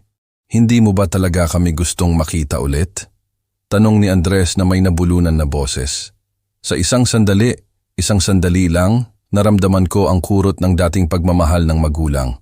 Ang aking mga anak na naliligaw at natatakot na humihingi ng tawad. Pagkatapos, naalala ko ang mga tawanan sa hapunan, ang mga kasinungalingan tungkol sa mga oras ng trabaho, ang mga plano na ilagay ako sa isang institusyon, ang mga usapan sa WhatsApp na nanunuya sa aking maliliit na problema. Andres, kalmado kong sabi, sa loob ng 3 linggo, ipinakita ninyo na hindi ninyo gusto ng ama. Gusto ninyo ng isang obligasyon ng pamilya na gusto ninyong i-outsource sa isang nursing home. Nagkamali kami. Oo, nagkamali kayo at bawat aksyon ay may kahihinatnan. Ang mga security guard ay nagposisyon malapit sa pinto. Mga Ginoo, kapag handa na kayo. Tumingin sa paligid ng opisina si Roberto sa huling pagkakataon, ang opisina ng kanyang ama na hindi niya kailanman lubusang nakilala. Gaano katagal mo itong pinlano? Hindi ko ito pinlano. Kayo ang lumikha ng mga pangyayari, ngunit ang investigasyon, ang mga dokumento, lahat ng ito ay tumatagal ng oras. Tumagal ito ng 3 linggo, ang parehong oras na ginugol ninyo sa pagpaplano ng aking pagpapa-institusyon. Lumakad si Miguel patungo sa pinto, ngunit tumigil. Iidodonate mo ba talaga ang lahat? Bawat sentimo? At oo, kung magpapakita kami ng pagbabago balang araw? Mahabang pagtigil. Miguel, nagkaroon kayo ng 45 taon upang ipakita sa akin na mahal ninyo ako. Nabigo kayo, hindi ko kayo bibigyan ng panibagong 45 taon para subukan ulit. Si Andres ang huli na lumakad patungo sa pinto. Maaari ba akong magtanong? Maaari. Ano ang pakiramdam mo? Galit? Ang tanong ay ikinagulat ko. Galit. Maingat kong sinuri ang aking nararamdaman. Hindi, Andres. Hindi ako nakakaramdam ng galit. Kaya ano? Pagkadismaya. Malalim na pagkadismaya sa mga lalaking pinalaki ko upang maging mas mahusay kaysa sa kung ano sila. At may daan ba pabalik? Tiningnan ko siya. Ang aking bunsong anak, ang sanggol na sinusuportahan ko sa pagkanta kapag umiiyak. Ang bata na tumatakbo sa aking mga bisig kapag nasasaktan, ang teenager na humihingi ng payo tungkol sa mga babae. Andres, malumanay kong sabi, pinatay ninyo ang amang ako. Ang Mangkardo na nagmamahal sa inyo ng walang pasubali ay namatay nang matuklasan ko na ang pagmamahal na iyon ay unilateral. Ngunit ang lalaking narito ngayon ay isang negosyante na nakikitungo sa mga problemadong empleyado na, nagkataon, ay galing din sa aking sinapupunan. Ang parirala ay umaling-awngaw sa sala na parang huling hatol. Magandang hapon, mga Ginoo! Sasamahan kayo ng mga security guard. Lumabas sila ng tahimik. Si Roberto ay naglalakad na parang robot. Umiiyak ulit si Miguel. Tumingin sa likod si Andres sa huling pagkakataon na parang umaasa na magbabago ako ng isip. Hindi ko ginawa. Sumara ang pinto ng mahina. Si Paulo at ako ay naiwan ng mag-isa sa sala. Mangkardo, sabi niya pagkatapos ng mahabang katahimikan, sigurado ka ba sa ginawa mo? Tumingin ako sa bintana. Sa ibaba, 3 lalaki na nakasuot ng trahe ang lumabas ng gusali, sinasamahan ng mga security guard, ang aking mga anak, dating mga anak. Paulo, sagot ko, sa unang pagkakataon sa loob ng 3 linggo, lubos akong sigurado sa isang bagay. Ano? Ngumiti ako sa unang pagkakataon simula ng gabing iyon ng hapunan. Na sa wakas ay naturuan ko sila kung ano ang ibig sabihin ng magkaroon ng tunay na ama. At alam mo kung ano ang pinakamasarap na bahagi. Ang sa wakas ay ginagalang nila ako. 3 buwan pagkatapos, nakaupo ako sa parehong penthouse kung saan ko pinlano ang aking paghihiganti. Maaari kong ikwento sa iyo kung paano ang buhay pagkatapos mong sirain ang sarili mong pamilya. Tahimik ito, hindi ang masamang katahimikan, puno ng tensyon ng mga pilit na hapunan kung saan nagpapanggap ako na gusto ko ang mga malulupit na biro ng aking mga anak. Iba itong katahimikan, malinis, na parang sa wakas ay tumigil ka sa pakikinig sa isang nakakainis na ingay na hindi mo man lang napansin na nakakaistorbo sa iyo. Hindi na tumutunog ang telepono ko tuwing linggo kay Roberto, nagtatanong kung maayos ako. Translation: sinusuri kung buhay pa ako para magmana pagkatapos. Hindi ako nakakatanggap ng mga tawag mula kay Miguel na humihingi ng tulong sa mga account na kaya naman niyang ayusin mag-isa. Hindi na nagpapakita si Andres na nagpapanggap na nag-aalala, gayong ang totoo ay gusto lang niyang siguraduhin na hindi ako gumagawa ng maliliit na problema. Ang bahay sa simpleng kapitbahayan kung saan ako nagpanggap na nakatira sa loob ng 20 taon ay naibenta noong Abril. Oo, ako mismo ang nagbenta nito sa halagang 55 milyon, mas mataas kaysa sa 15 milyon na nabanggit ko sa kanila. Ang pera ay direktang napunta sa Fundación Cuidado de Mayores. Nakakatawa, hindi ba? Ang bahay na gusto nilang ibenta upang ilagay ako sa isang institusyon ay ngayon ay magtatayo ng marangal na lugar para sa mga matatandang tunay na nangangailangan. Nalaman ko sa pamamagitan ng mga pahayagan ng korporasyon ang nangyari sa kanila pagkatapos ng pagpapatalsik. Nakakuha si Roberto ng trabaho sa isang mas maliit na construction company. Kumikita ng 1/4 ng kinikita niya sa akin. Naging independent accountant si Miguel. Hindi matatag ang trabaho ng walang istruktura ng korporasyon at mga matatag na client na ibinigay ng konstruktora Milenio. Nahihirapan siyang bumuo ng client base. Lumipat sila sa isang mas maliit na apartment, sa isang hindi gaanong prestihiyosong kapitbahayan. Mukhang mas madali ang pag-angkop ni Andres. Nagtatrabaho siya bilang associate lawyer sa isang katamtamang laki ng firm. Tunay niyang natututunan kung ano ang ibig sabihin ng magtrabaho para sa iyong sahod sa halip na umasa sa mga koneksyon ng pamilya. Gayunpaman, ang kanyang kasal ay nasa ilalim ng tensyon. Tila hindi niya gaanong kinakaya ang pagbaba ng pinansyal at sa lahat ng ito, wala ni isa sa kanila ang sumubok na direktang makipag-ugnayan sa akin mula ng araw na sila ay pinatalsik. Ang totoo, nakakaramdam ako ng ginhawa. Sa loob ng ilang dekada, dinala ko ang bigat ng 3 matatanda na kumikilos na parang mga spoiled teenager. Laging akong nag-aalala. Si Roberto ba ay responsable sa trabaho? Si Miguel ba ay maayos na nag-aalaga ng pinansyal? Si Andres ba ay ethical sa mga client? Ngayon, alam kong hindi sila ganoon at hindi na ito ang aking problema. Ngunit magsisinungaling ako kung sasabihin kong walang mahihirap na sandali. Noong nakaraang linggo, dumaan ako sa isang paaralan at nakita ko ang isang lolo na sunduin ang kanyang apo. Tumakbo ang bata sa kanya na sumisigaw, "Lolo!" nang may purong kaligayahan na tanging mga bata lang ang mayroon. Sa isang segundo lang, naramdaman ko ang kurot ng isang bagay na maaaring pagsisisi. Pagkatapos, naalala ko na ang sarili kong mga apo ay tumawa nang hiyain ako ng kanilang mga magulang sa mesa.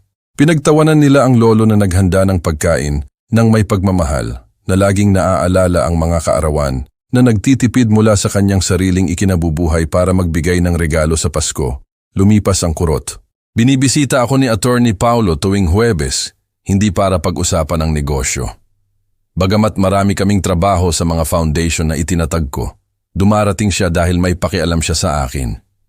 Siya lang ang taong nakakaalam ng buong kwento at nakakaintindi sa mga detalye ng aking ginawa. "Mang Cardo," sabi niya noong nakaraang linggo, "hindi mo ba namimiss ang pagiging ama?" Pinag-isipan kong mabuti bago sumagot. "Paulo, sa loob ng 45 taon, ako ay ama ng 3 bata.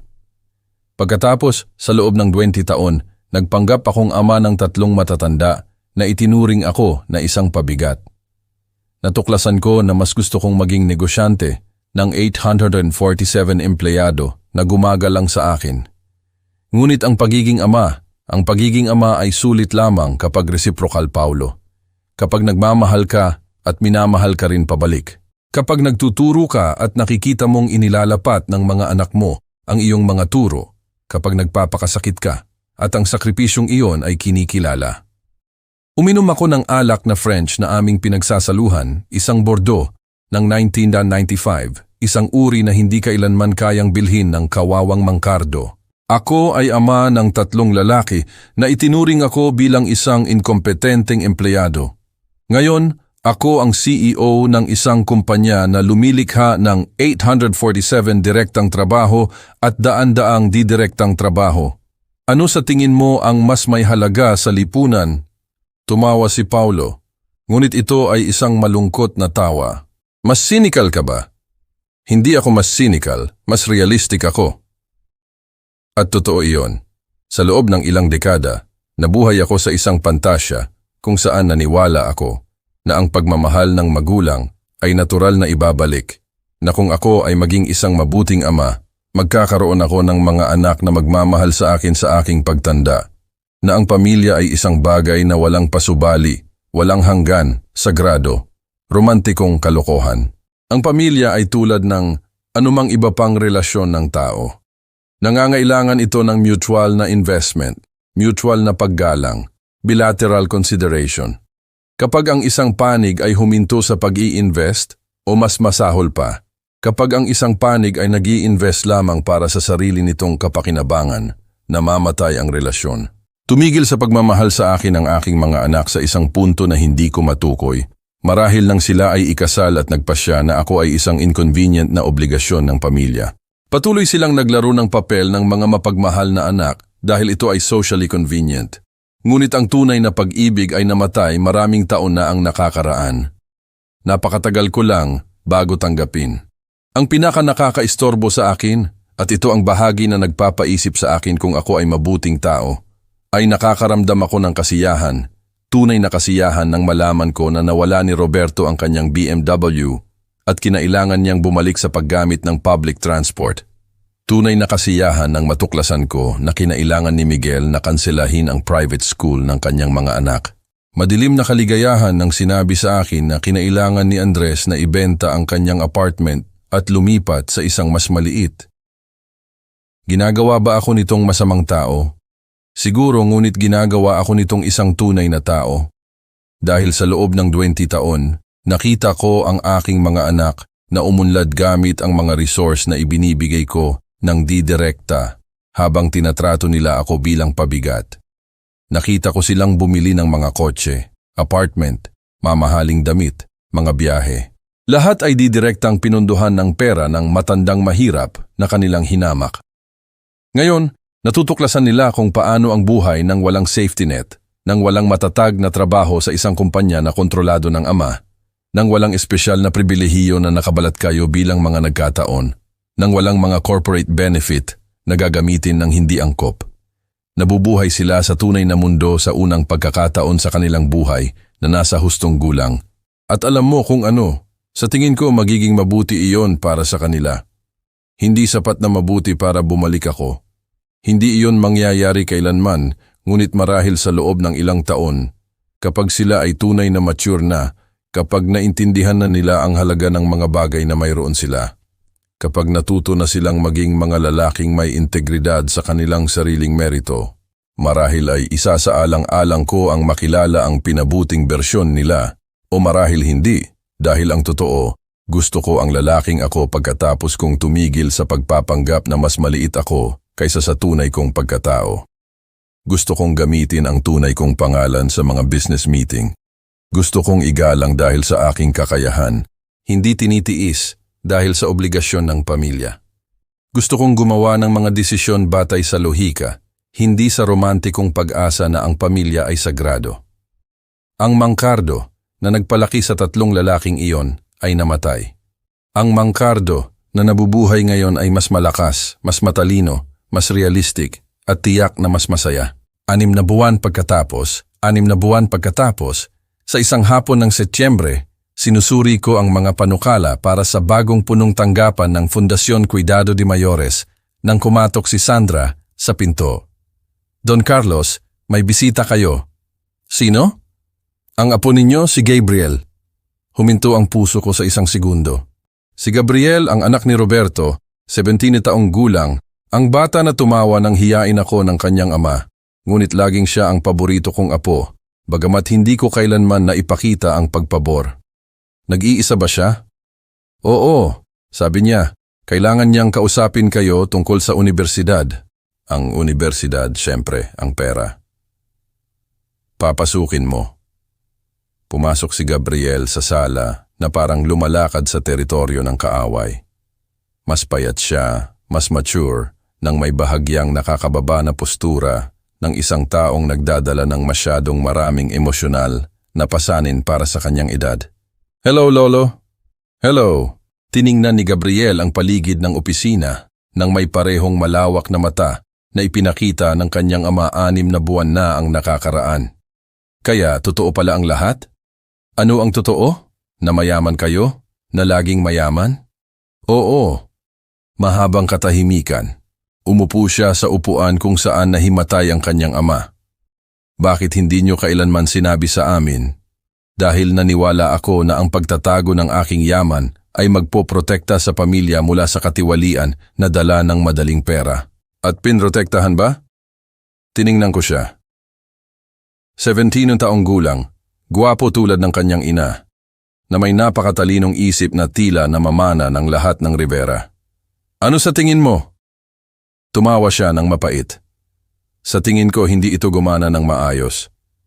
Bakit? Dahil ang tatay ko ay isang gulo. Iniisip ni mama na makipaghiwalay. Ang mga tiyuhin ko, well, alam nyo na ang nangyari sa kanila. At ako, nagpahinga ako sandali. Nalilito ako. Ang sagot ay lumabas ng mas tapat kaysa sa inaasahan ko. Bakit? Dahil sa buong buhay ko, pinag-uusapan kayo ng tatay ko na parang, alam nyo na, isang kawawang lalaki na kailangan naming alagaan, tulungan. At ngayon, natuklasan ko na kasinungalingan iyon. Hindi kasinungalingan, sumabog ako. Talagang pinaniwalaan iyon ng tatay ko, pinaniwalaan naming lahat. Gabriel, kalmado kong sabi, tumawa ka nang hiyain kanya sa mesa. Huminto siya na parang sinampal. Naaalala mo ba noong nag-toast siya sa ating ama? Na sa wakas ay tinanggap na wala siyang silbi sa buhay? Katahimikan. Tumawa ka kasama ang lahat. Tunay na tawa, masaya, na parang ang panghihiya sa iyong lolo ay libangan ng pamilya. Ako ay bata pa. 16 ka noon, Gabriel. Hindi ka bata. Ikaw ay isang binata na natuto mula sa kanyang pamilya na ang kawalang respeto sa mga matatanda ay katanggap-tanggap basta ginagawa ng sama-sama. Nagsimula siyang umiyak. Hindi ang manipulatibong pag-iyak na nakita ko dati, kundi tunay na luha ng kahihiyan. Ako ay nagsisisi. Alam ko, kaya ko bang ayusin ito? Ang tanong na laging tinatanong ng lahat, ang tanong na inaasahan ko, ngunit kinatatakutan kong sagutin. Gabriel, gusto mo bang malaman ang pagkakaiba sa pagitan mo at ng iyong ama? Tumango siya habang pinupunasan ang kanyang ilong. Ang iyong ama ay nagsisi nang matuklasan niya na mayroon kang pera. Ikaw ay nagsisisi dahil naintindihan mong nasaktan mo ang isang taong nagmamahal sa iyo. Iba iyon, lubos na iba. Tumayo ako at lumakad patungo sa bintana. Ang iyong ama ay nagugol ng 6 na buwan sa pagsubok na tawagan ako, nagpapadala ng mga liham na humihingi ng tawad. Ngunit laging binabanggit ang mga problema sa pinansyal. Laging nagpapahiwatig na ang ikalawang pagkakataon ay malulutas ang kanyang mga problema. At ako, ikaw ay dumating dito na alam mong wala akong utang sa iyo. Alam mong sinunog ko ang mga tulay sa iyong pamilya. Alam mong maaari kitang paalisin at hindi na kailanman isipin. Humarap ako upang tingnan siya. Bakit ka dumating? Dahil gusto kong malaman ninyo na naintindihan ko. Naintindihan mo na hindi kayo masama, na ang mga matatanda sa aking pamilya ay nabigo. Bumalik ako sa aking upuan. Pupunta sa isang direksyon ang usapan na hindi ko inaasahan. At ano ang balak mong gawin sa pag-unawang iyon? Wala. Ibig sabihin ayaw kong humingi ng kahit ano. Gusto ko lang na malaman ninyo na hindi lahat kami ay pare-pareho. Tiningnan ko siya ng matagal, 17 na taong gulang. Ang edad kung saan maaari kang maging isang disenteng tao o sundin ang masamang halimbawa na natanggap mo sa bahay. Gabriel, maaari ba akong magtanong sa iyo? Oo naman. Kung ikaw ako sa mesang iyon, nakikinig sa mga tawanan, paano ka magre-react? Pinag-isipan niya ng mabuti. Hindi ko alam, marahil ay magiging wasak ako. At pagkatapos, matuklasan ang mga plano sa nursing home, ang mga usapan sa WhatsApp, ang lahat ng katotohanan. Sa tingin ko ay magagalit ako. Sapat na galit upang gawin ang ginawa ninyo. Mahabang katahimikan. Kaya, marahil naiintindihan mo na ang ginawa ko ay hindi cruelty na walang dahilan, kundi isang delayed education. Naiintindihan ko. Binuksan ko ang drawer ng aking desk at kinuha ang isang business card. Gabriel, nasa penultimate year ka na ba? Oo. Ano ang gusto mong pag-aralan? Medisina.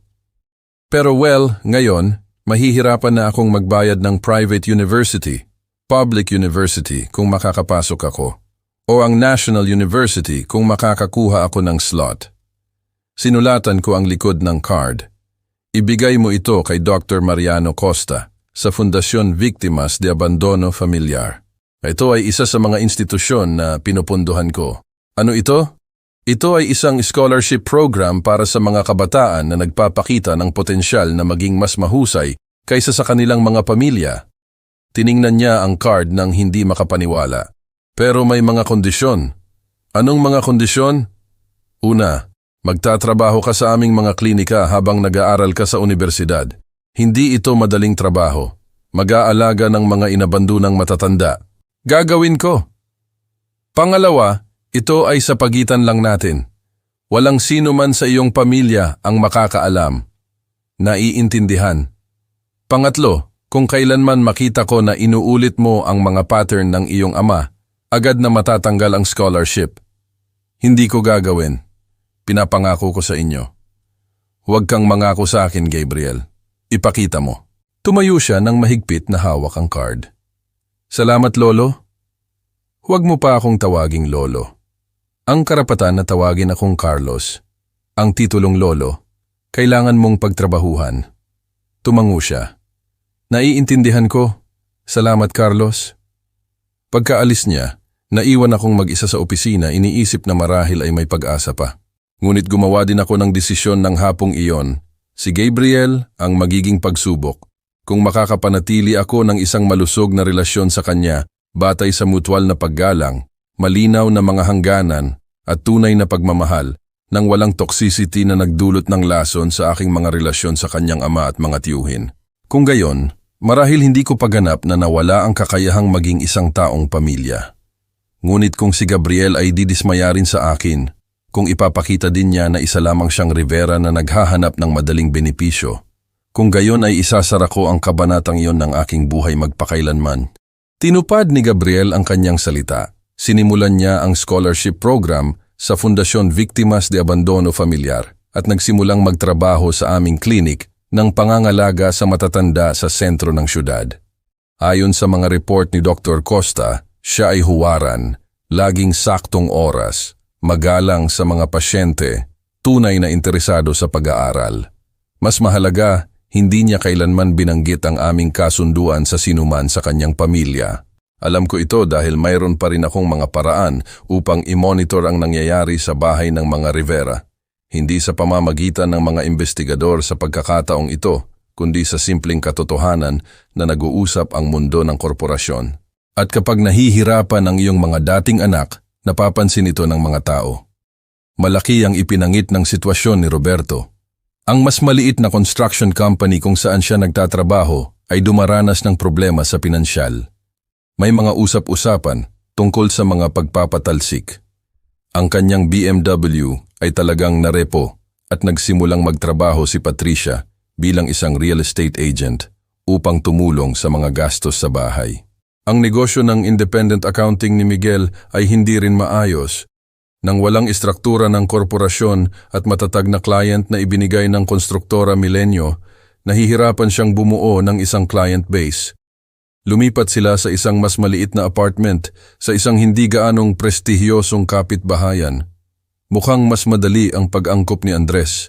Nagtatrabaho siya bilang associate lawyer sa isang katamtamang laki ng firm. Tunay niyang natututunan kung ano ang ibig sabihin ng magtrabaho para sa iyong sahod sa halip na umasa sa mga koneksyon ng pamilya.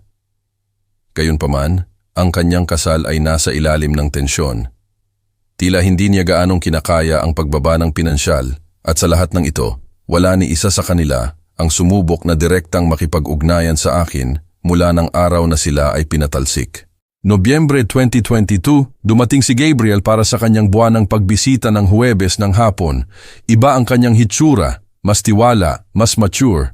Ang pagtatrabaho sa mga inabandunang matatanda ay nagpapabago sa kanya gaya ng inaasahan ko. Kumusta ang mga bagay sa klinika? Tanong ko. Mahirap, tapat niyang sagot.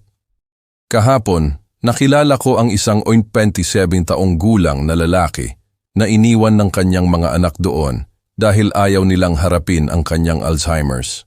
Laging nagtatanong kung kailan dadalaw ang kanyang anak. Hindi pa bumibisita ang kanyang anak sa loob ng 8 buwan. Umupo kami ng tahimik sandali. Pinag-iisipan ko kung ano ang muntik na mangyari sa iyo, mahinang sabi ni Gabriel. Ang pagkakaiba, sagot ko, ay ang mga anak ng lalaking iyon ay marahil walang sapat na resource upang alagaan siya ng maayos.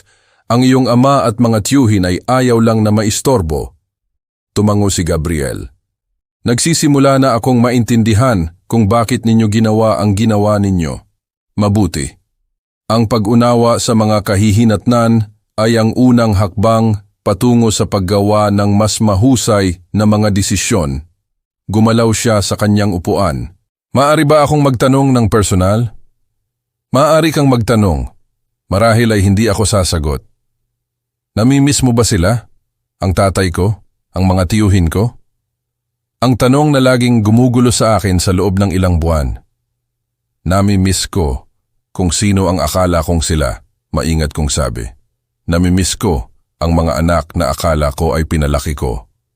Ngunit ang mga lalaking iyon, ang mga nagtawa sa akin, ang mga nagplano na ilagay ako sa isang nursing home, ang mga nagnakaw sa aking kumpanya.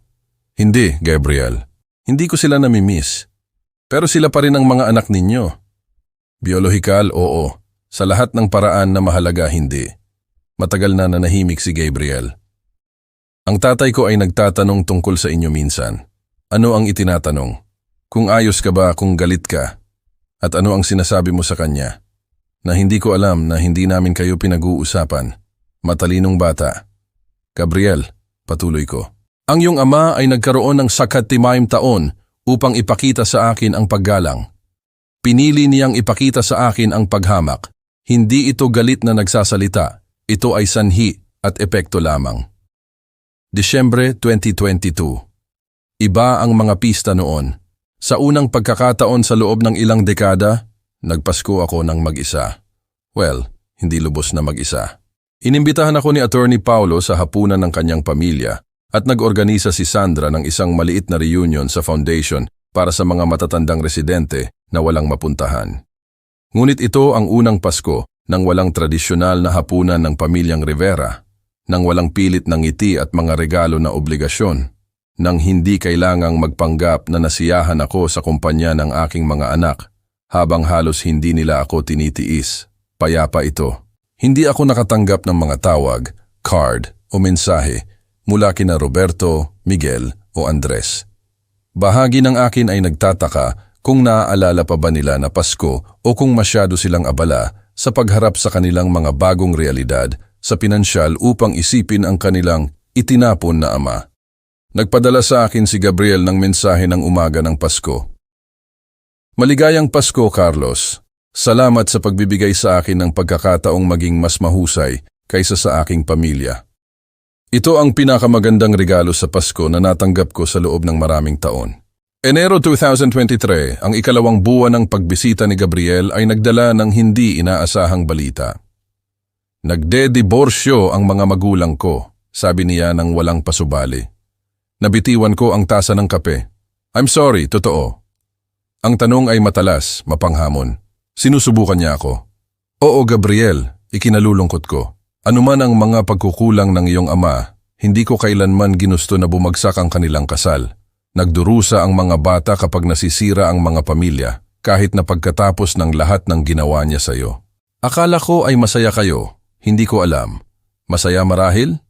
Gabriel, isa sa mga pagkakaiba sa pagitan ng isang mabuting tao at isang masamang tao, ay ang isang mabuting tao ay hindi nagagalak sa hindi kinakailangang pagdurusa. Kahit na mangyari ito sa mga taong nanakit sa kanya. Sinipsip niya ito ng tahimik. Paano mo ito hinahawakan? Tanong ko. Mas mahusay kaysa sa inaasahan ko, sa tingin ko.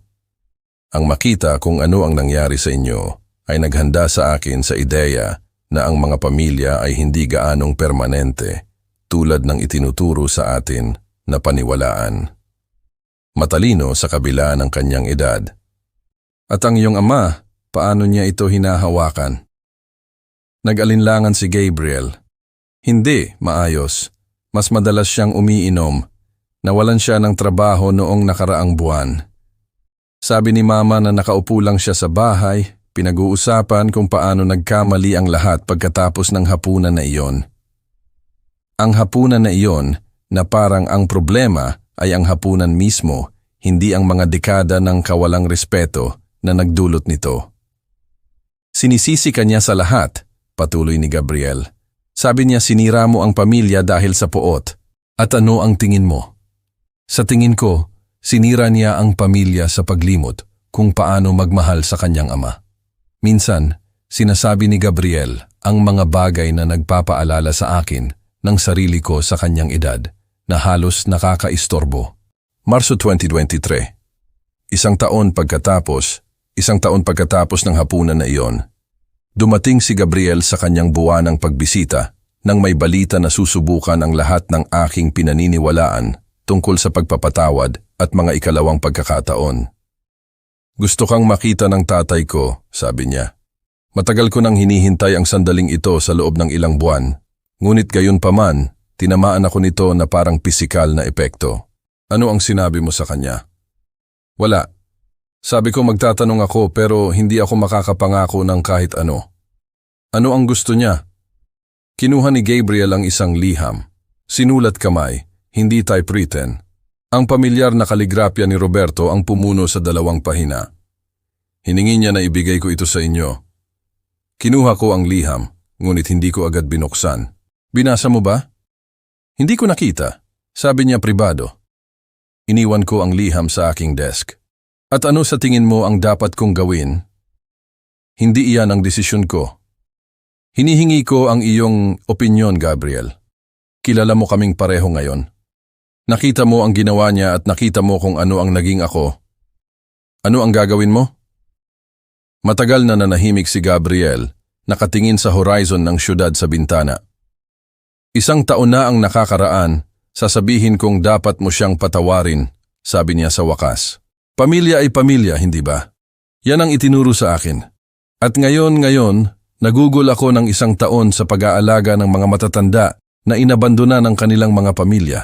Nakita ko kung ano ang nangyayari kapag ang pag-ibig ay nagiging obligasyon, kapag ang respeto ay nagiging hinanakit. Humarap siya sa akin. Sa tingin ko, ang ilang tulay, kapag nasunog na, ay hindi na maaaring itayo ulit, hindi dahil sa apoy, kundi dahil ang pundasyon ay bulok na mula pa sa simula. Iyan ay isang napaka-mature na pananaw para sa isang 18 na taong gulang. Nagkaroon ako ng magagaling na guro.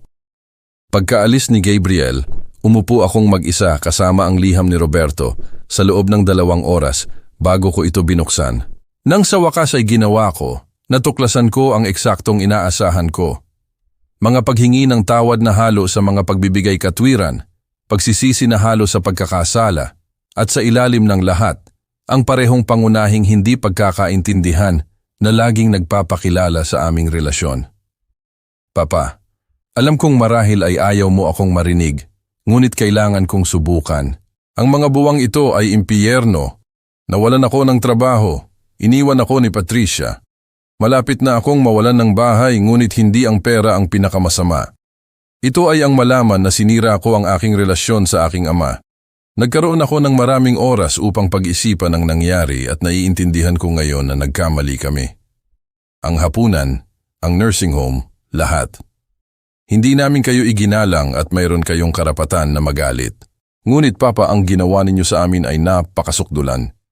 Ang pagpapatalsik sa amin, ang pagputol sa amin sa inyong testamento, ang pagbaling kay Gabriel laban sa amin. Pakiramdam namin ay gusto ninyong sirain ang aming buhay ng lubusan. Alam kong nagkamali ako, ngunit anak ninyo pa rin ako. Hindi ba iyon mahalaga? Hindi ba tayo makakahanap ng paraan upang malampasan ito? Hindi ako humihingi na maibalik ang aking trabaho o pera. Gusto ko lang na maibalik ang aking ama.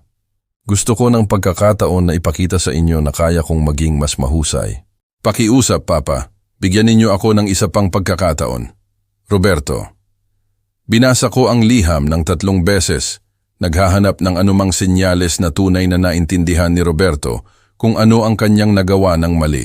Nakakita ako ng mga paghingi ng tawad para sa mga partikular na aksyon, ngunit walang pag-unawa sa mas malalim na pagtataksil.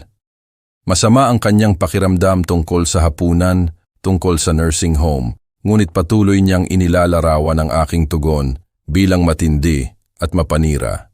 Hindi pa rin niya naintindihan na ang mga kahihinatnan ay hindi parusa, kundi edukasyon. Mas nagpapakita na binanggit niya ang pagkawala ng kanyang trabaho, ng kanyang asawa, ng kanyang bahay.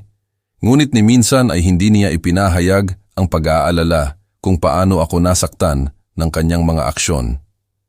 Ang kanyang pagsisisi ay lubos na makasarili at ang linya tungkol sa pagbaling kay Gabriel laban sa kanila ay nagpapakita na patuloy niyang tinitingnan ang aming apo bilang isang pag-aari na paglalabanan sa halip na isang binata na gumagawa ng sarili niyang mga pagpipilian. Sinulat ko ang aking sagot ng gabing iyon. Roberto, natanggap ko ang iyong liham. Pinahahalagahan ko na ginugol mo ang oras upang sulatin ito ng mano-mano. Sinasabi mo na gusto mong maibalik ang iyong ama, ngunit hindi ako sigurado na kailanman mo nalaman kung sino talaga ang iyong ama. Sa loob ng 14 taon, nakita mo lang ang pinili mong makita. Ang mahirap na lalaki na nangangailangan ng iyong tulong o ang mayamang lalaki na maaaring malutas ang iyong mga problema. Hindi mo kailanman nakita si Mang Cardo Rivera, ang lalaking bumuo ng negosyo mula sa wala, na lumikha ng mga trabaho para sa daan-daang tao, na nagugol ng ilang dekada sa pagprotekta sa kanyang mga anak mula sa katiwalian ng madaling pera para lang matuklasan na sila ay nasira pa rin. Humihingi ka ng tawad para sa mga partikular na aksyon, ngunit hindi mo ipinapakita ang pag-unawa sa pattern na kinakatawan ng mga aksyon na iyon. Hindi ito tungkol sa isang hapunan o isang plano ng nursing home. Ito ay tungkol sa buong buhay ng kawalang respeto na nakabalat kayo bilang pag-ibig. Sinasabi mo na ang aking tugon ay matindi, ngunit patuloy mong hindi naintindihan na hindi ko sinira ang aming pamilya. Huminto lang ako sa pagpapanggap na mayroon ito. Nais ko ang pinakamabuti sa iyo sa pagtatayo ulit ng iyong buhay, Roberto. Tunay akong umaasa na makahanap ka ng kaligayahan at tagumpay, ngunit hindi ako magiging bahagi ng paglalakbay na iyon. Ang ama na naaalala mo ay umalis. Ang lalaking natitira ay walang puwang sa kanyang buhay para sa mga taong nagkakamali sa pagpapatawad bilang pag-ibig. Mang Cardo. Silyuhan ko ang liham at ibinigay ito kay Gabriel sa kanyang susunod na pagbisita na may tagubilin na ibigay lamang kung partikular na magtatanong si Roberto tungkol sa aking tugon. Hunyo 2023, nagtapos si Gabriel ng senior high school ng may honors at tinanggap sa National University para sa medisina. Dumalo ako sa kanyang graduation ceremony na nakaupo sa likod, nagmamasid mula sa malayo habang naglalakad siya sa entablado upang tanggapin ang kanyang diploma. Naroon din si Roberto, mas matanda ang hitsura at mas pagod kaysa sa kanyang memenmilasim taong gulang. Nakita niya ako, ngunit hindi sinubukang lumapit.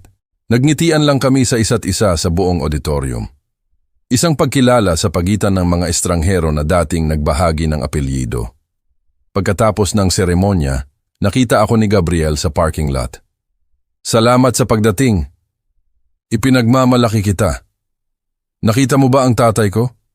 Nakita ko siya. Nakatanggap siya ng liham mo? Nagkibit balikat si Gabriel. Galit siya noong una, tinawag kang walang puso, malupit. Pero pagkatapos ay matagal na siyang natahimik. Sa tingin ko alam ng bahagi niya na tama ka. At ano ang pakiramdam mo sa lahat ng ito, Gabriel? Ang magkaroon ng ganito na hati ang pamilya? Pinag-isipan niya ang tanong ng seryoso, gaya ng laging ginagawa niya. Nalulungkot ako, sabi niya sa wakas. Nalulungkot na humantong ito dito, ngunit hindi ko ito pinagsisisihan dahil natutunan ko ang isang mahalagang bagay ngayong taon. Ano iyon? Na ang pag-ibig ng walang respeto ay hindi talaga pag-ibig kundi ugali lang. Disyembre 2023. 2 taon pagkatapos ng hapunan na iyon, nakatanggap ako ng hindi inaasahang bisita, hindi si Gabriel, na nasa kanyang unang semestre sa National University, nagiging mahusay sa kanyang pag-aaral at patuloy ang kanyang trabaho sa foundation sa mga weekend. Si Andres ito. Kinakabahan si Sandra nang inihayag siya, hindi alam kung paano ako magre-react. Halos sabihin ko na pabalikin siya, ngunit mas nangingibabaw ang kuryosidad.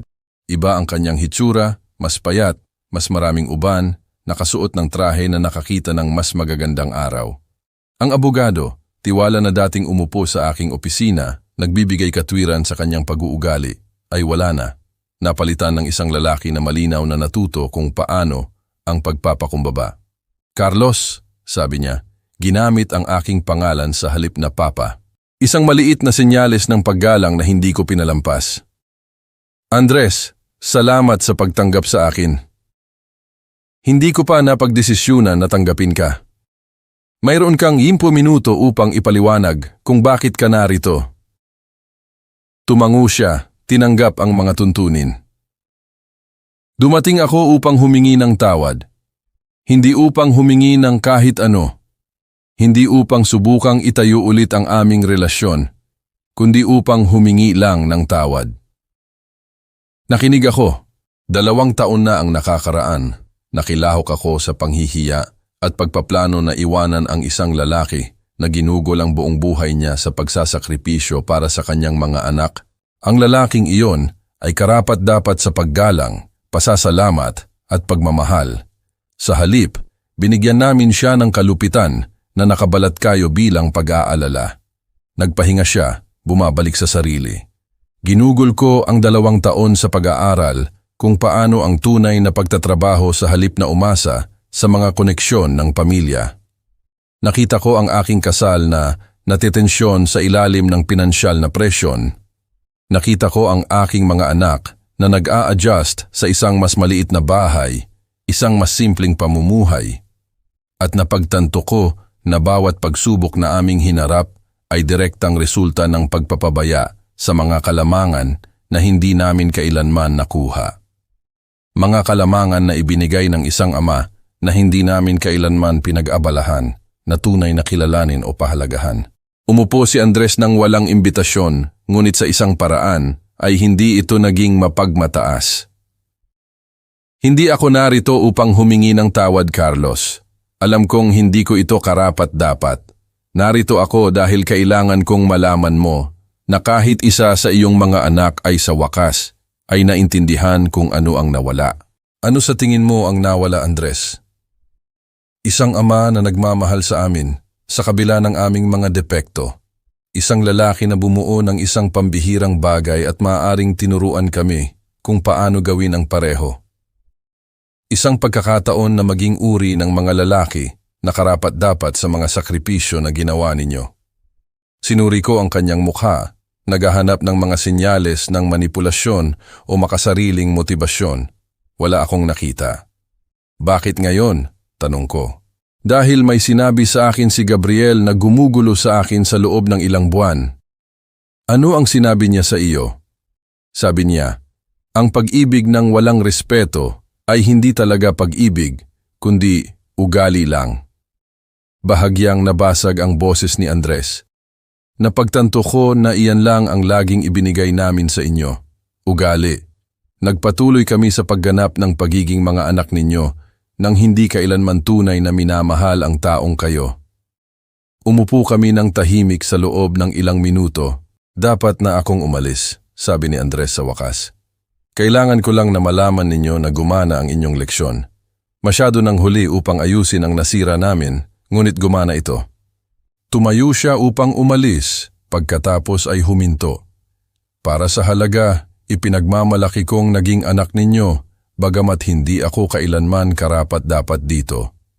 Pagkaalis niya, umupo akong mag-isa sa aking opisina sa loob ng ilang oras. Nakakaramdam ng isang bagay na hindi ko naramdaman sa loob ng 2 taon.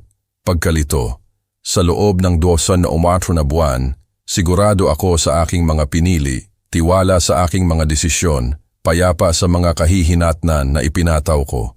Ang pagbisita ni Andres ay nagpakilala ng isang bagay na hindi ko pinaghandaan. Pagdududa. Hindi pagdududa kung ang aking mga aksyon ay makatwiran. Talagang makatwiran iyon. Pagdududa kung posible ang pagpapatawad, kung maaaring maging totoo ang pagtubos, kung ang ilang relasyon ay maaaring itayo ulit mula sa wala sa halip na simpleng iwanan. Ang huling leksyon, oo, may leksyon sa lahat ng ito. Hindi ito tungkol sa paghihiganti o hustisya o maging sa pamilya, ito ay tungkol sa paggalang.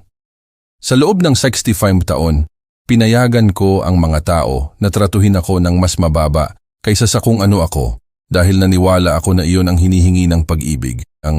Akala ko na ang pagiging mabuting ama ay nangangahulugang pagtanggap sa kawalang respeto, pagtitiis sa kalupitan, at laging handang lutasin ang mga problema para sa mga taong itinuring ako bilang isang convenient solution sa halip na isang taong karapat-dapat sa dignidad. Nagkamali ako. Ang pag-ibig ng walang respeto ay hindi pag-ibig. Ito ay codependency, manipulasyon, o ugali na nakabalat kayo bilang pagmamahal. Nang sa wakas ay humingi ako ng respeto. Nang sa wakas ay ipinakita ko sa aking mga anak kung sino talaga ako at kung ano ang kaya kong gawin, nagbago ang lahat. Ang ilang relasyon ay nagtapos, ngunit kahit isa ay naging totoo sa unang pagkakataon. Nakuha ni Andres ang kanyang daan pabalik sa aking mesa, hindi sa paghingi ng tawad, kundi sa pagbabago. Hindi sa paghingi ng tawad, kundi sa pagiging karapat-dapat dito. Hindi sa pag-apela sa obligasyon ng pamilya, kundi sa pagpapatunay na kaya niya akong tratuhin bilang isang taong karapat-dapat sa dignidad. Iyan ang pagkakaiba sa pagitan ng pagtubos at manipulasyon. Ang pagtubos ay nangangailangan ng pagbabago. Ang manipulasyon ay nangangailangan lang ng mas mahusay na paghingi ng tawad. Hindi kailanman kinailangan ni Gabriel na kunin ang kanyang daan pabalik dahil hindi siya kailanman umalis. Natuto siya mula sa mga pagkakamali ng kanyang pamilya sa halip na ulitin ang mga ito. Sina Roberto at Miguel ay naghihintay pa rin na bumalik ako upang maging ang taong tumatanggap ng kanilang kawalang respeto bilang presyo ng kanilang kumpanya. Ang taong iyon ay patay na at hindi ko pinagsisisihan na umalis siya.